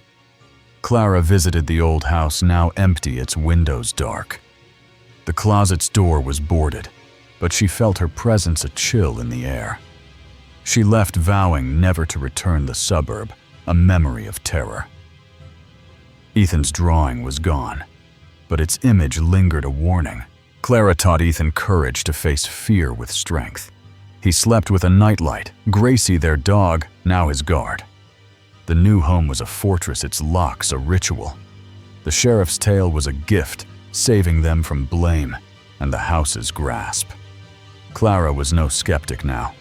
She was a believer, her son's life the proof. The suburb's quiet was a challenge, its peace a test. Clara met it, her family, her anchor. The skeleton woman was gone, but her call echoed a lesson in vigilance. Clara would protect Ethan, no matter what shadows came. The house was a nightmare, but they were survivors, their love stronger than its curse. The hidden lens. The music pulsed through the room, a shared rhythm, that felt safe until it didn't. Clara, a high school junior, had invited Justin over a guy she'd been hanging out with. He wasn't her type, just fun to share playlists with, or so she thought. We listened to music on the Bluetooth speaker he brought, its sleek design glowing faintly on her dresser. But as the songs played, his presence grew heavier, like a shadow creeping closer. Clara shifted uncomfortably, sensing a shift in the air. Justin's laughter turned too sharp, his eyes lingering too long. He started getting a little too close to me, his hand grazing her leg, then sliding higher. His hand was on my inner thigh, about to go under my shorts. Clara's stomach twisted. I pushed his hand away and told him I wasn't about. That her voice firm. He pressed closer, ignoring her, until she shouted, shoving him toward the door. He slammed my door and left his speaker, its blue light blinking in the silence. Clara locked the door, her heart racing, vowing to forget him. Weeks passed, but the incident clung to her like damp cloth. I had no direct interaction with him, but unease followed her. I would catch these group of boys at school staring at me, trying to contain laughter. Their smirks felt pointed, like they knew something she didn't. Were they Justin's friends? I figured he was spreading rumors about me, but I ignored it. Yet the school hallways felt narrower, their whispers sharper. Clara brushed it off, but a deeper dread stirred. Something wasn't right. In her room, a faint sound began to haunt her. I would hear the faintest sound, kind of like a smoke alarm on a low battery. It was subtle, irregular, when she moved, brushing her hair, changing clothes. It seemed to happen when I was moving around or doing something. Clara searched her room, checking vents outlets. Nothing. I asked my dad to change the battery in the smoke alarm, but even after he did, I kept hearing the noise. It was maddening, like a ghost in the walls, watching her every step. She began to dread her own space, the one place she'd felt safe. Then came the Instagram account. I was recommended an account. The profile picture was just a black circle. The username was the Carousel. It hit her like a slap, her name twisted into something vile. I went to see what was up with the account, but it was private. She requested to follow, but no response. Who was behind it? I made a new account and tried requesting to follow, but again, nothing. The account felt like a trap baiting her. Clara's gut screamed to dig deeper to uncover whatever was hiding in that digital void. Desperate, Clara enlisted a friend, Mark, from school. He was trustworthy, curious enough to help. I sent the account to him and asked him to try following it. Mark's FaceTime call came hours later, his face grim. He explained what was happening as I read his DMs with the account. The account's admin demanded personal details. His school, his connection to Clara, then requested collateral, a compromising photo. Clara's blood ran cold. I told my friend he didn't have to go through with it.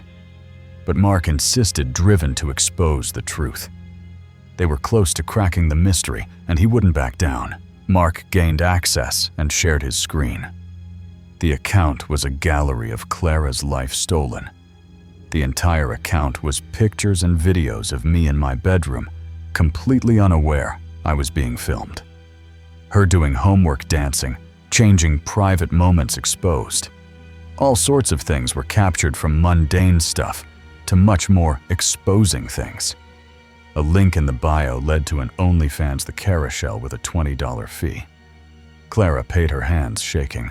I needed to know if it was all the stuff that wouldn't get past Instagram. The OnlyFans held worse, intimate moments no one should have seen. The Instagram account had 24 followers. The OnlyFans had 10, all boys from our school. Clara's world tilted. She traced the camera's angle in her mind, her eyes landing on the dresser. I found Justin's Bluetooth speaker on my dresser, hidden in the clutter. It wasn't just a speaker, a tiny lens gleamed inside.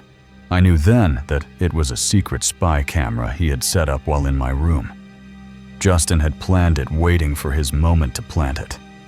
I realized then that that was what had been making the sound all along when it started recording. The violation sank into her, a betrayal deeper than she could name. She left the speaker untouched, afraid to tip him off. Clara and Mark devised a plan. I asked my friend to show the account to the school, who reported it to the police. She confided in her parents, her voice breaking as she explained. The police seized the speaker, traced the accounts. Justin was arrested, and all his viewers were either suspended or expelled. The accounts were shut down, but the damage lingered. Clara's room, once her sanctuary, felt like a stage. She scrubbed it top to bottom, threw out half her belongings, but the feeling of eyes on her persisted. The aftermath was quiet, but heavy. Clara changed schools, unable to face the whispers. Her new room had no electronics, no corners unchecked. Yet some nights, she'd wake certain she heard a faint click, like a camera shutter. She stopped using social media, her trust in others fractured. A package arrived months later, no return address, just a cheap Bluetooth speaker inside. Clara smashed it, but the pieces felt alive, mocking her. Justin was gone, but his shadow wasn't. She kept her curtains drawn, her life small, knowing some lenses never stop watching. The masked intruders. The night was crisp, the air sharp with the scent of fallen leaves and fading Halloween decorations. It was late fall. I always look forward to this time of year because of the nice weather. The streets were quiet, the festive chaos of the previous night replaced by an unsettling calm. Halloween was also one of my favorite holidays, given all the horror movies to watch and fun decorations to put up. I was bone-tired, the remnants of a costume party clinging to my muscles. This was the day after Halloween, though. I had the day off of work, but I was pretty exhausted from a party I went to last night. My plan to tackle chores had crumbled. So today, I just wanted to relax and get a few things done around the house. I collapsed onto the couch for a quick nap, the world fading into a haze. My plan didn't exactly go as planned, though. I laid down for a nap and never set an alarm. A sharp chime sliced through the fog of sleep, the doorbell. It wasn't until there was a ring at my doorbell that I woke up. My eyes snapped open. The room dim. The clock glowing an accusing 900 p.m. I immediately sat up, frustrated at myself for wasting the whole day napping. The doorbell rang again, insistent, pulling me from my stupor. I was quickly interrupted by the doorbell again. I dragged myself up, tugging on a sweatshirt, my bare feet cold against the floor. I got out of bed and put a sweatshirt on, then walked downstairs and up to the door. The peephole was dark, revealing nothing but the empty porch. Looking out the peephole, I didn't see anything, so I opened the door. I swung the door open, expecting a neighbor or a late delivery. No one was out there. Just as I started to close the door, a figure caught my eye. However, just as I was closing the door, I saw someone. They stood 20 yards away near the oak tree in my front yard, their silhouette framed by the streetlight. They were standing just 20 yards away near a tree in my front yard, and they had a mask on, like one of those generic ones you could get at any Halloween shop. The mask was cheap plastic, the kind kids wear for tricks or treats, but their stare was heavy, locked on me. They were looking right at me, though. My stomach twisted. This wasn't a prank. I thought it was just a kid playing a prank, so I just closed the door. I tried to shake it off, heading to the bathroom to splash cold water on my face. I went to the bathroom and splashed some water on my face to wake myself up. The house felt different. The silence too thick, as if it was waiting for something. Then headed to the kitchen to do some dishes and clean up. I was scrubbing a plate when a faint sound stopped me. A muffled voice, low and indistinct, coming from outside. I was in there for probably around 10 minutes when I heard someone's voice. It was very muffled and from somewhere outside. I spun toward the back door, my pulse quickening. I turned around and looked at the back door, and just barely I could see someone walking in my backyard. The figure moved through the shadows just beyond the porch light's reach. It looked like they were just passing through until they started coming back around toward my house. They were deliberate, their steps calculated to avoid the light. They were walking just outside the reach of my back porch light, kind of like they were trying not to be seen. I squinted, trying to make sense of it. Were they alone? From what I could see, though it looked like they were alone. So I wasn't sure why I'd heard someone talking. The voice had been real, but now there was only one figure circling closer. Once they got closer, I heard their footsteps walk along the side of my house. I followed the sound creeping toward the window, my breath shallow. I tried to follow the sound, but suddenly lost them. The house fell silent, the absence of noise louder than the footsteps had been. It was quiet. No voices or footsteps. I strained to hear, tilting my head, searching for any clue. As I stood there and listened intently, I began turning my head in different directions, just trying to catch any sound I could. Then I glanced at the back door and froze. But when I looked back toward the back door, someone was staring right at me. Their mask was the same, but this figure was different. Taller, broader, filling the doorframe. My whole body froze. They were wearing that same Halloween mask, but it was someone else. Their presence was a physical weight pressing against the glass. This person was noticeably bigger and taller than the other one. I forced my voice out, trying to sound braver than I felt. "What the hell are you guys doing?" I yelled, hoping that if it was kids, then maybe they'd be intimidated. They didn't flinch, just slipped into the darkness, moving around the house's side. They moved away from the door and around the opposite side of the house. Before I could react, a sharp snap came from behind me. Just as I was going to follow them, I heard a crack behind me, followed by footsteps sprinting away. I whipped around, yanking up the blinds. Right where I heard the sound from there was a window, and when I lifted the blinds, I could clearly see the outer part of the wooden window. Seal had been split off. The wood was splintered, a clear attempt to pry it open. They were clearly trying to break it open quietly while I was distracted by the other person at the back door. My blood ran cold. They'd planned this one distracting me while the other broke in. Once they blew their cover, they ran. I sprinted upstairs, my phone shaking in my hand as I dialed 911. After quickly figuring all of this out, I ran upstairs and called 911. My voice trembled as I explained the operator's calm questions, grounding me. I wasn't sure if they'd fully given up yet, but knowing they were trying to break in with me inside, I wasn't taking any chances on what they may or may not do. The house stayed quiet, but every creak felt like a threat. They didn't seem to try anything else, though. Police lights flashed outside soon after officers sweeping the yard. Cops showed up and took down my report. They found nothing. No footprints, no tools, no trace of the masked figures. But even to this day, there hasn't been anything else on what happened. I sat in my living room, the Halloween decorations mocking me with their plastic grins. With Halloween coming up pretty soon this year, I'm definitely a little nervous about a possible second attempt. The masks were generic, but their intent wasn't those weren't kids, not with that coordination. I started checking the locks obsessively, my once cozy home, now a maze of shadows. The weeks that followed were tense. Every rustle of leaves, every passing car made me jump. I took down the Halloween decorations, unable to look at the plastic skulls without seeing those masks. A neighbor mentioned seeing two figures in the area, before always at night, always gone, before anyone could approach. I installed cameras, their red lights glowing like eyes in the dark, but they caught nothing. Still, I felt watched, as if the intruders had left something behind, a presence that lingered in the corners of my vision.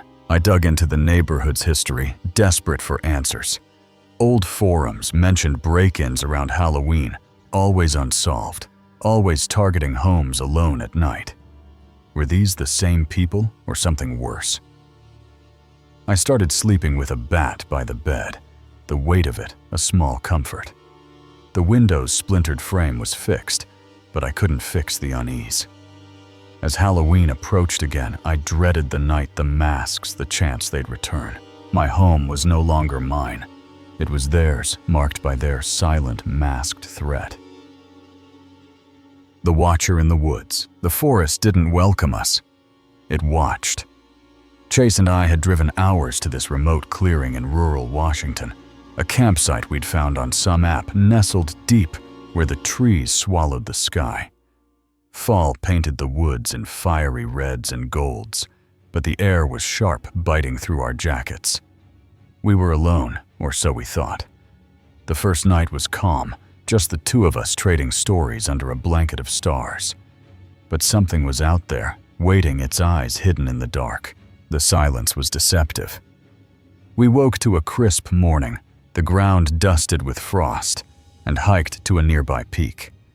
The view was worth the 3-hour trek, valleys stretching endless below, the forest alive with color. But when we got back to our campsite at about noon, the peace shattered. There was someone else there, standing by Chase's tent, his posture rigid like he was studying it. "Who the hell was he?" Chase called out. His voice friendly but firm. The guy turned and looked at us, his face pale, eyes wide with something like fear or guilt. He hurried away, vanishing into the trees without a word. That wasn't normal. We both immediately went to our tents and checked our gear, expecting to find something missing. Everything was there. Packs, food, clothes, untouched. If he wasn't stealing, what was he doing? The question hung between us, unspoken, but heavy. We couldn't see any other reason for him to be here if he wasn't camping. Maybe he was lost, we told ourselves, or just curious. But the way he ran, the way he looked at us, it wasn't right. We were being watched, and we knew it. We decided to stay close to camp, abandoning plans for another hike. We stayed in the area for the rest of the day, keeping our tents in sight. The forest, so vibrant in the morning, now felt oppressive, the trees closing in. We cracked open beers, tried to laugh it off, but the unease lingered. Every rustle of leaves felt like a warning. As the sun dipped below the horizon, we built a fire, the flames casting long shadows that danced across the clearing. We were safe here, weren't we? The warmth, the light, it was supposed to keep the dark at bay. Then Chase saw him. We were mid-conversation when he stood abruptly, saying he needed a break. He wandered a few steps into the woods, just beyond the fire's glow. He was back in seconds, his face drained of color. "There was someone there," he whispered, his voice tight. I could immediately see on his face that he was clearly unnerved. He hadn't seen a face, just a silhouette, close, too close, watching him. Watching us. My stomach dropped. Chase said he wasn't very far. His outline sharp against the trees, motionless but deliberate. He'd been there the whole time. We went back to the campfire, but the night had changed. We got flashlights from our packs, sweeping the beams across the woods, but the darkness swallowed everything. Chase seemed to be sure that it was the same person we'd seen earlier, his certainty chilling me. Why would he come back? We discussed. If maybe we should leave the idea of hiking out in the dark, terrifying, but tempting. Chase pointed out that if the man wanted to rob us, he would have done it earlier when we were gone. So what did he want? The answer felt worse than theft, a shadow of intent we couldn't name. We packed quickly. Shoving gear into our bags, we stomped out the fire and headed down the trail, our flashlights cutting thin paths through the blackness. For the first few minutes, we tried to hurry our breaths loud in the quiet. Every snap of a twig behind us felt like him. On the whole walk back, we never caught sight of him, but the feeling of eyes on our backs never left. We reached the trailhead. My car, a beacon of safety, or so we thought. All the tires had been slashed, the rubber shredded, glinting in the moonlight. He'd been here. He'd planned this. My heart sank as the truth hit us. This basically confirmed that the man was probably planning to never let us leave. We froze, straining to hear, and then it came. Leaves crunching on the trail behind us, slow, deliberate, closer. He was coming. We jumped in my car, and I floored it, the rims grinding against the dirt road, sparks flying as we tore through the woods. I was able to get us out onto the main road, the car shuddering, wheels ruined, but moving. We'd escaped. Barely. We pulled over miles later, hands shaking as we called for a tow truck and the police. They tried to search for fingerprints on the car, but there were none. None. He didn't even try to break inside or touch the doors, just slashed the tires, precise and purposeful. His intentions are still unknown, but the possibilities haunt me. Was he going to rob us, hurt us, or something worse? The police searched the area, found nothing. No tracks, no signs of another camper. He was a ghost slipping back into the forest. The woods don't feel the same anymore. I see his silhouette. In every shadow, hear his steps. In every gust of wind. Chase and I don't talk about it much, but we both know we dodged something dark that night. What was he waiting for? Why us? The forest keeps its secrets, and so does he. I haven't been camping since, haven't driven those back roads. But sometimes in the quiet, I feel it, that weight of being watched, as if he's still out there, waiting for me to return. The masked men of Halloween. Halloween night draped the town in shadows, the streets alive with costumed kids chasing candy. I was stuck behind the counter of a gas station, my new job, robbing me of the chance to join my friend's party. The neon glow of the station's sign buzzed faintly, casting a sickly light over the empty lot. The streets were pretty quiet, at least of cars, since kids were running around trick-or-treating, so I hoped the gas station wouldn't be busy. I got my wish, barely a handful of customers trickled in, leaving me alone with my phone, and a pang of envy for everyone else's fun. Only a couple dozen cars came in my first hour, and once it got closer to 10, even less were coming by. The world outside felt dead, save for the occasional flash of a police car's lights cutting through the dark. The quiet was both a relief and a curse. I was fine with it being slow, but scrolling through my phone and seeing everyone else having fun on Halloween night was a little depressing. To shake it off, I grabbed some boxes from the back to restock the shelves. The mundane task, a distraction from the festive noise I was missing. So I grabbed some boxes from the back of stuff to refill on the shelves.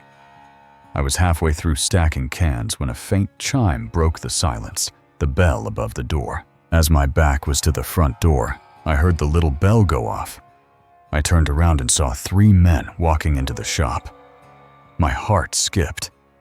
3 figures in full Halloween costumes, masks hiding their faces, stepped inside like they'd walked out of a nightmare. One wore a Michael Myers mask, its blank stare chilling in the fluorescent light. They were all wearing Halloween costumes, like full costumes with masks and everything. One of them was dressed up as Michael Myers. The other 2 sported grotesque masks I didn't recognize. Twisted features that felt too real. I could tell immediately they weren't kids. Though they were grown adults, one of them even had a long beard sticking out from under the mask and had tattoos going up his neck. Their silence was unnerving. I greeted them, but aside from a quick glance, they didn't acknowledge me. Were they playing a prank, staying in character? Maybe they were just trying to be in character or something. I don't know, but it was already weird that they kept the masks on. I retreated to the counter, my pulse ticking up. Something wasn't right. I watched them move through the candy aisle, their movements deliberate, almost rehearsed. I noticed there weren't any cars outside though, which explained why I didn't hear them pull in. How had they gotten here? I watched them look around for a minute at the candy aisle. Then they picked up a bag of dum-dum lollipops and tossed them on the counter. I forced a smile. "Find everything you needed." They didn't say anything. The air grew heavier as I rang up the purchase. I rang it up and told them the total they paid in cash. One of them lingered at the back, his eyes boring into me through the mask's slits. As I was doing the transaction, though, I couldn't help but notice one of them in the back, staring at me through the mask. I could only see his eyes, but they were locked on me and looked frustrated, or angry, or something. Those eyes weren't playing. They were hunting. I handed over the change, my voice tight. I finished up and told them to have a good night. But they didn't move. There was a pause, though, before one of the men walked up to the front door and pulled down the bolt lock. My stomach plummeted. This wasn't a prank. My stomach dropped the one that was staring at me, then immediately came around the counter and shoved me onto the ground. Pain shot through my shoulder as I hit the floor. I tried to stay calm and told them to take the money and that I wouldn't stop them. But the third man ignored the register, stepping over me with purpose. The other man walked around the counter and right peep past the register. They weren't here for the money. They wanted something else. Someone else. Panic surged as they grabbed my arms, their grips like iron. He forced zip ties around my hands and lifted me onto my feet. I was helpless, my wrists burning against the plastic. I was completely helpless as they dragged me through the store.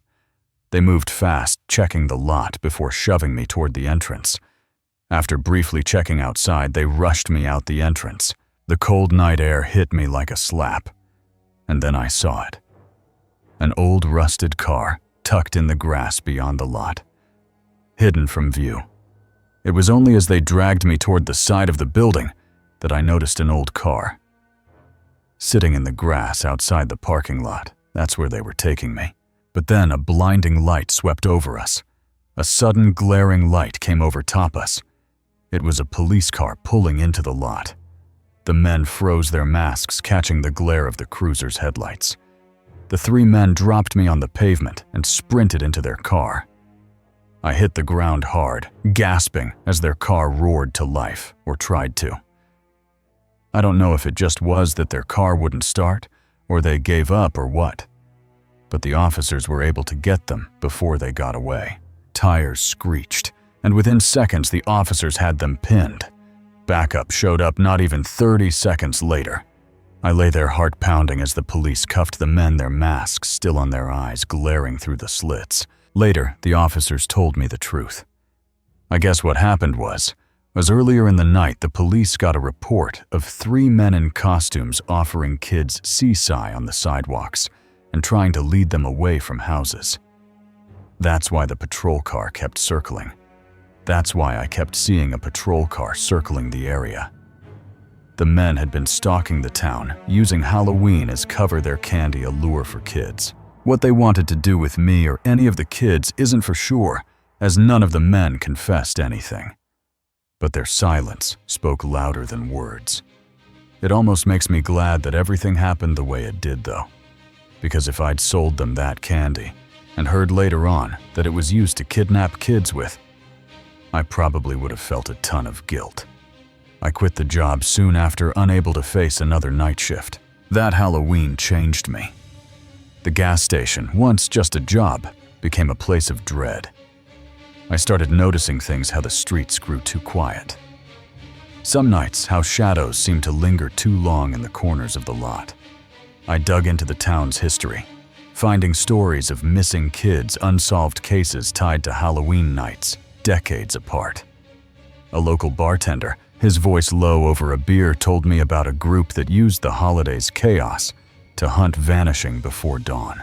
They wear masks, he said, but it's not for fun. I don't work nights anymore. I avoid gas stations after dark. And Halloween isn't a holiday, it's a warning.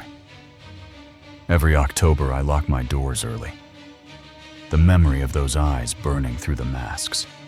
They didn't get me, but they're still out there, waiting for the next night when the masks come out.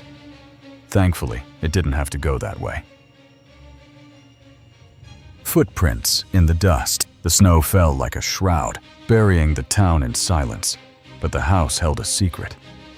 Ethan lived alone his small home, a refuge in the winter's grip, but that Friday night, something stirred beneath the floorboards. The wind howled, rattling the walls, but it was the sound from the basement that stopped his heart. He lived alone in a very small 2-bedroom home that had an unfinished basement, a place he rarely ventured, a space that felt like it belonged to someone or something else. This wasn't just a storm, it was a night that would drive him from his home, haunted by a presence he couldn't explain. The town was a frozen painting, its streets lost to the snow. It was mid-November. Winter had just started coming in, and snow had already begun covering most of their small town. Ethan's house was a modest sanctuary, its 2 bedrooms cozy, but its basement, a raw, unfinished void. The only time he went down there was to do laundry or get something out of storage. The cold concrete and dim lights, a place he avoided. That night he was glad to be home. It had been snowing a decent amount during his drive home from work, the road slick, the world blurred white. He had the next 2 days off, a weekend to unwind, to escape the grind. He settled in the warmth of his home, a shield against the storm.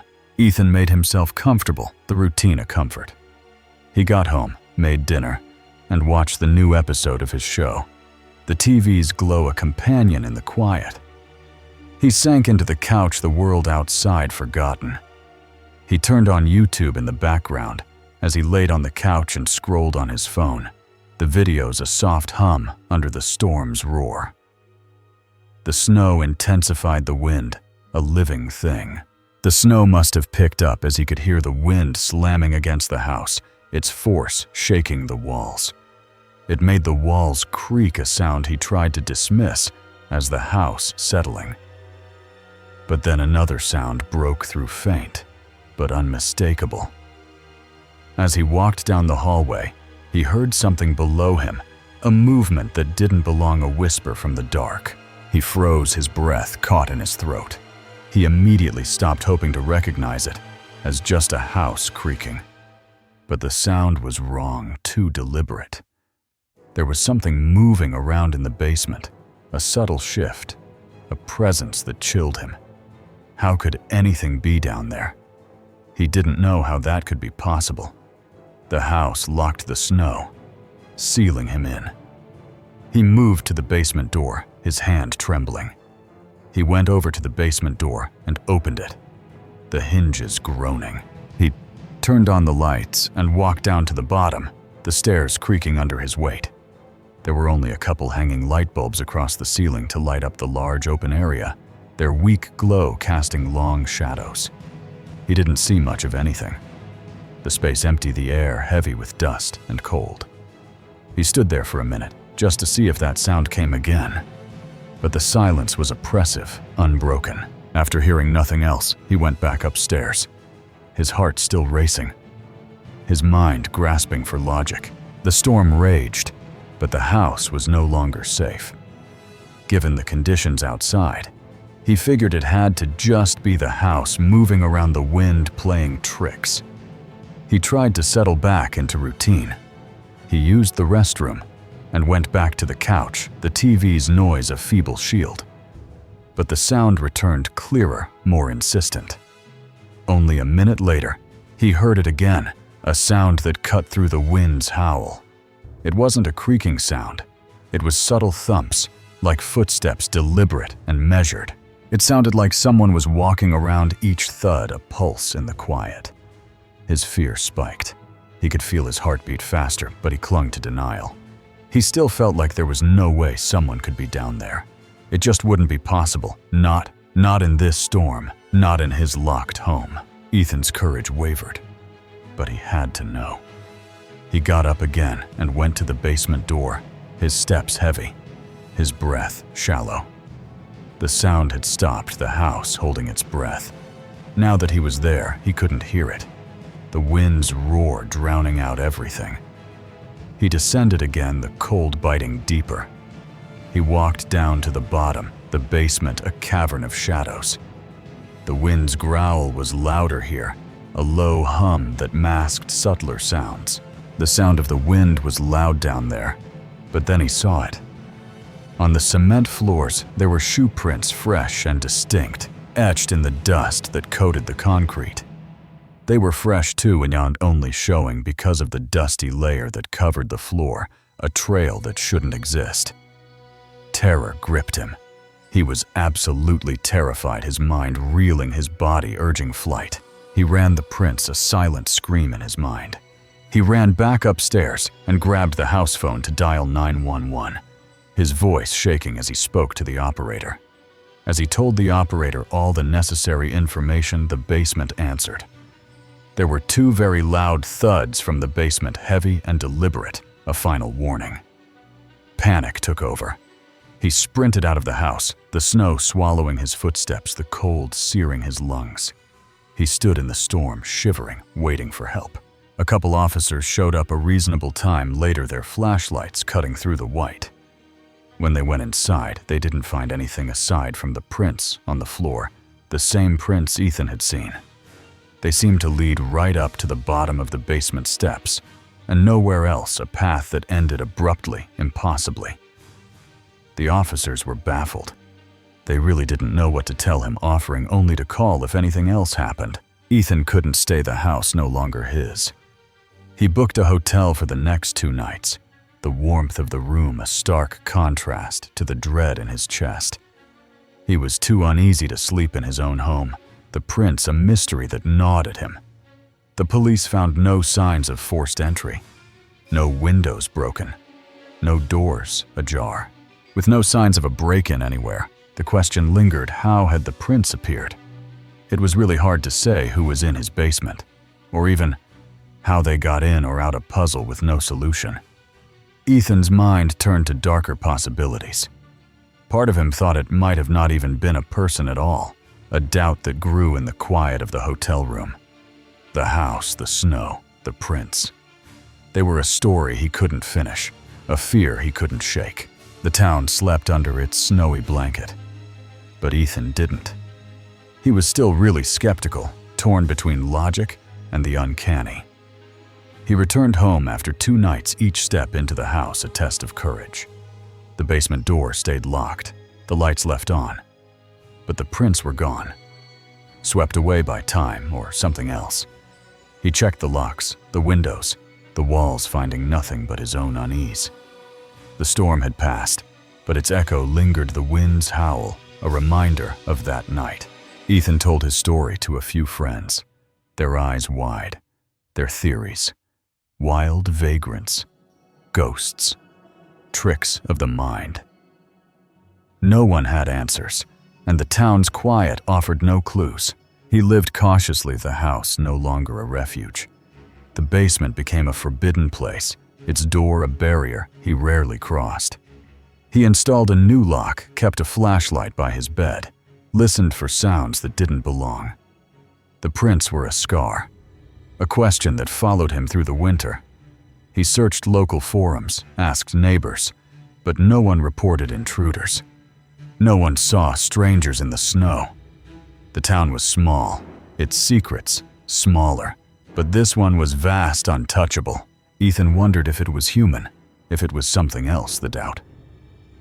A weight he carried alone. Spring came, but the memory didn't fade. Ethan stayed, but he was different, vigilant, guarded, his trust in the house broken. He hoped it wouldn't return, whatever it was. He just hoped that whoever, or whatever it was, doesn't come back. A prayer whispered in the dark. The snow melted, the town woke, but Ethan's nights were still cold, still shadowed by the prints in the dust, a mystery that lived in the silence beneath his home. The Halloween stalker. The suburb streets were a maze of shadows, lit by flickering jack-o'-lanterns and the laughter of trick-or-treaters. At 11, Lucas and his friends stood on the cusp of freedom, their first Halloween. without parents trailing behind. The air was crisp, heavy with the promise of candy and adventure. But something darker lurked in the night. This was way back in 2000. I was in 6th grade and had a small group of friends that I was going trick-or-treating with on Halloween. They wanted to make it unforgettable, but a stranger's smile would turn their joy to terror. In the darkness, a predator watched, and Lucas would never forget his face. Halloween had always been tame, chaperoned by cautious adults. Every time before this, one of our parents always felt the need to tag along, which never let us have the full experience. This year, they were unleashed a quartet of 6th graders ready to conquer the night. We were free to do as we please, so we wanted to make the best of it. Lucas, Johnny, Colton, and Wes gathered at Colton's house, costumes, donned bags empty.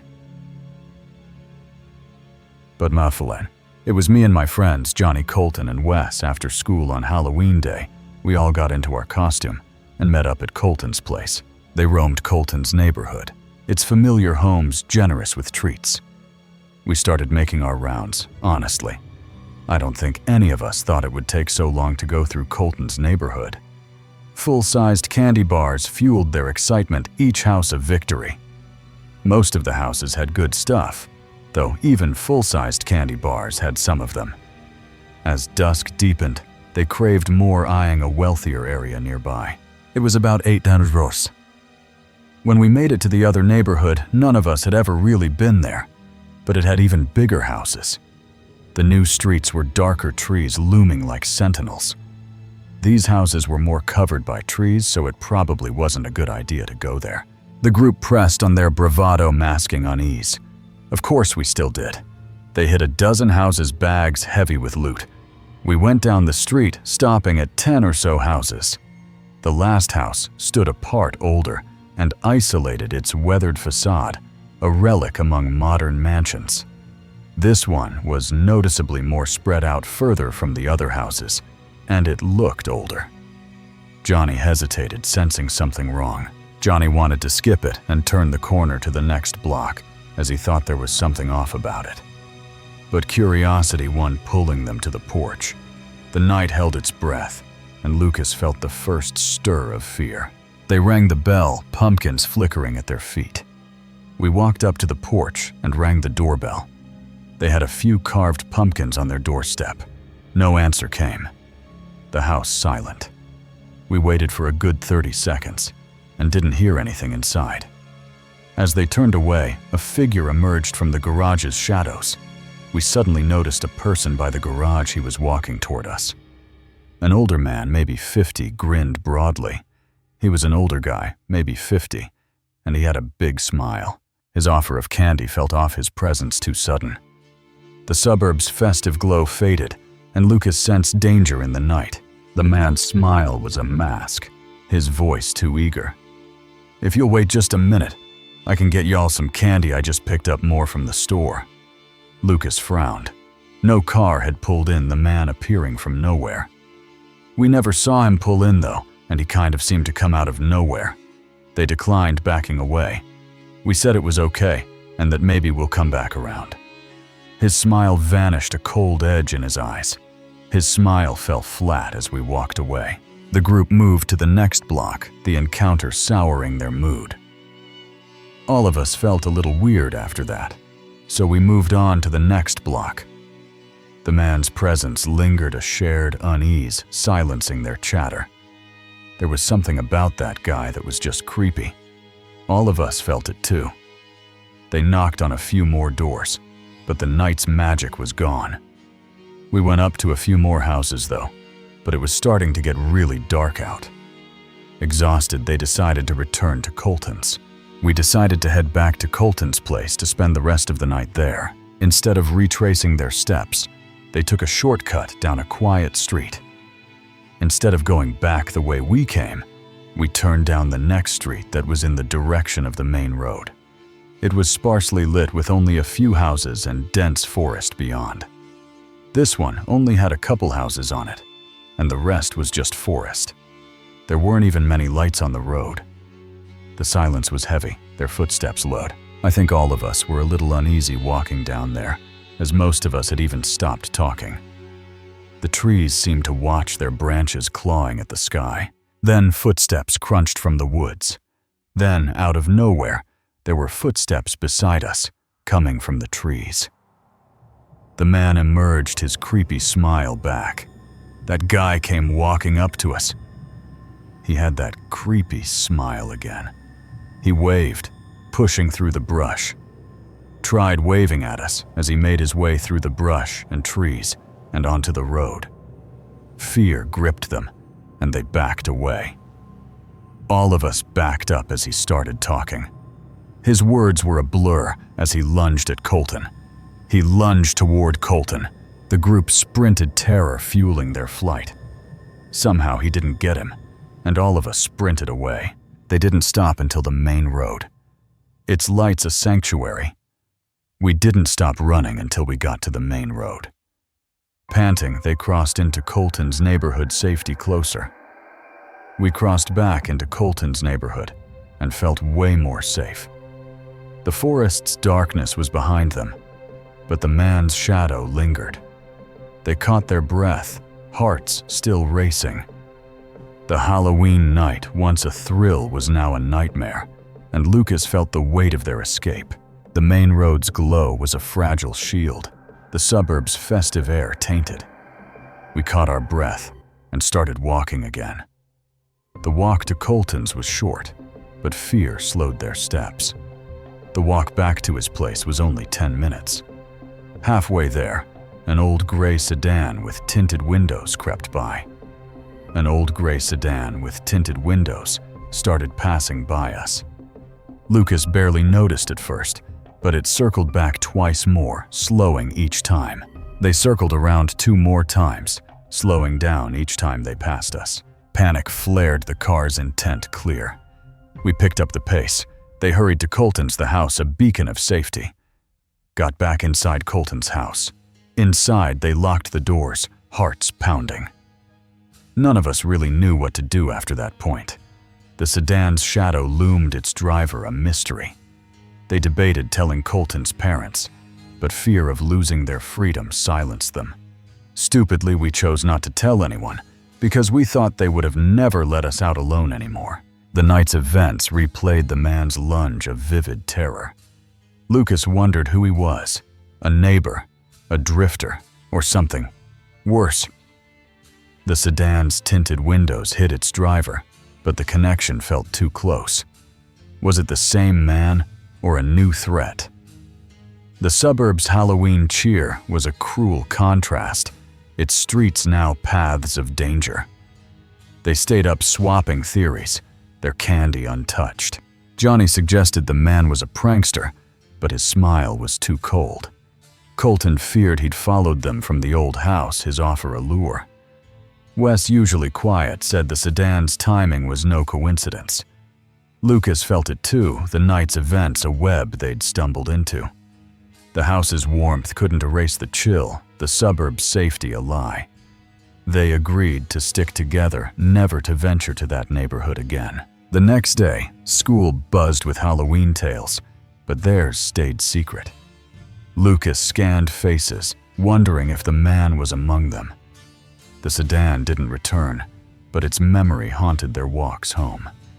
We never saw that guy again, though. The suburb's quiet streets were no longer carefree, each shadow a potential threat. Lucas's childhood felt smaller, the night a lesson in fear. The man's motives remained a void, a question without answer. What he would have done is unknown. Lucas grew wary. Halloween's joy tainted. He avoided dark streets, kept friends close. The suburb's festive lights dimmed in his eyes, its charm overshadowed.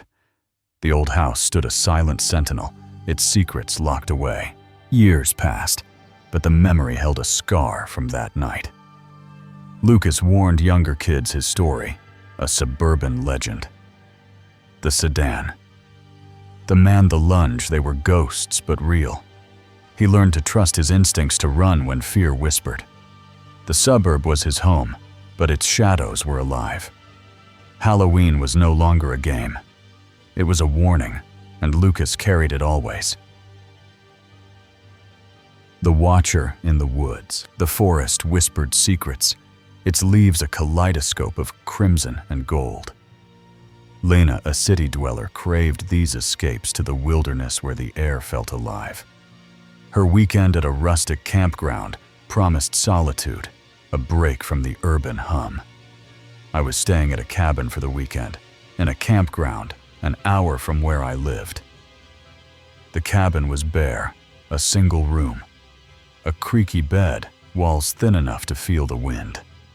But the forest was her sanctuary until it turned predator. She spent the first day wandering trails, the earth soft underfoot. I always liked to go stay out in the forest during fall, to enjoy the nice weather and colorful trees. The trees blazed with color, their rustling a gentle lullaby. But by the second day, a stillness settled heavier than before. I sat outside in a lawn chair behind the cabin.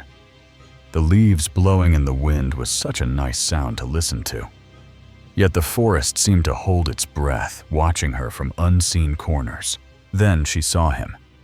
I spotted a person out in the woods, far out, standing between the trees, not moving at all. He was a silhouette against the foliage, maybe 50 feet away, his posture rigid. It looked like he was looking right at me. Lena's pulse quickened. Was he a hiker lost in thought? I wasn't sure, so I stayed there and waited for a few minutes. His stillness unnerved her, a statue carved from the dusk. I started getting creeped out, unable to tell if he was looking at me or not. She retreated inside the cabin's flimsy door, her only shield. The night closed in, the wind turning wild. The wind got louder and more hectic after the sun went down. Inside the cabin, it was really loud, especially with the windows not being properly sealed. The noise drowned out the world, a high-pitched howl that set her teeth on edge. I knew I wouldn't be able to hear the leaves crunch if someone was approaching my cabin. The man in the woods haunted her thoughts, his gaze a weight she couldn't shake. She lit the fireplace, its glow flickering across the walls, but warmth couldn't touch her growing dread. Hours later, a sound cut through the wind, a sharp rap at the door. There was a sudden knock at the front door. Lena froze, her heart lurching. I jumped up from my chair, fully startled by it. Who would be out here in the dark? After a few seconds, they knocked again. The knocks grew heavier, insistent, and then turned to pounding. It started sounding like they might actually break down the door.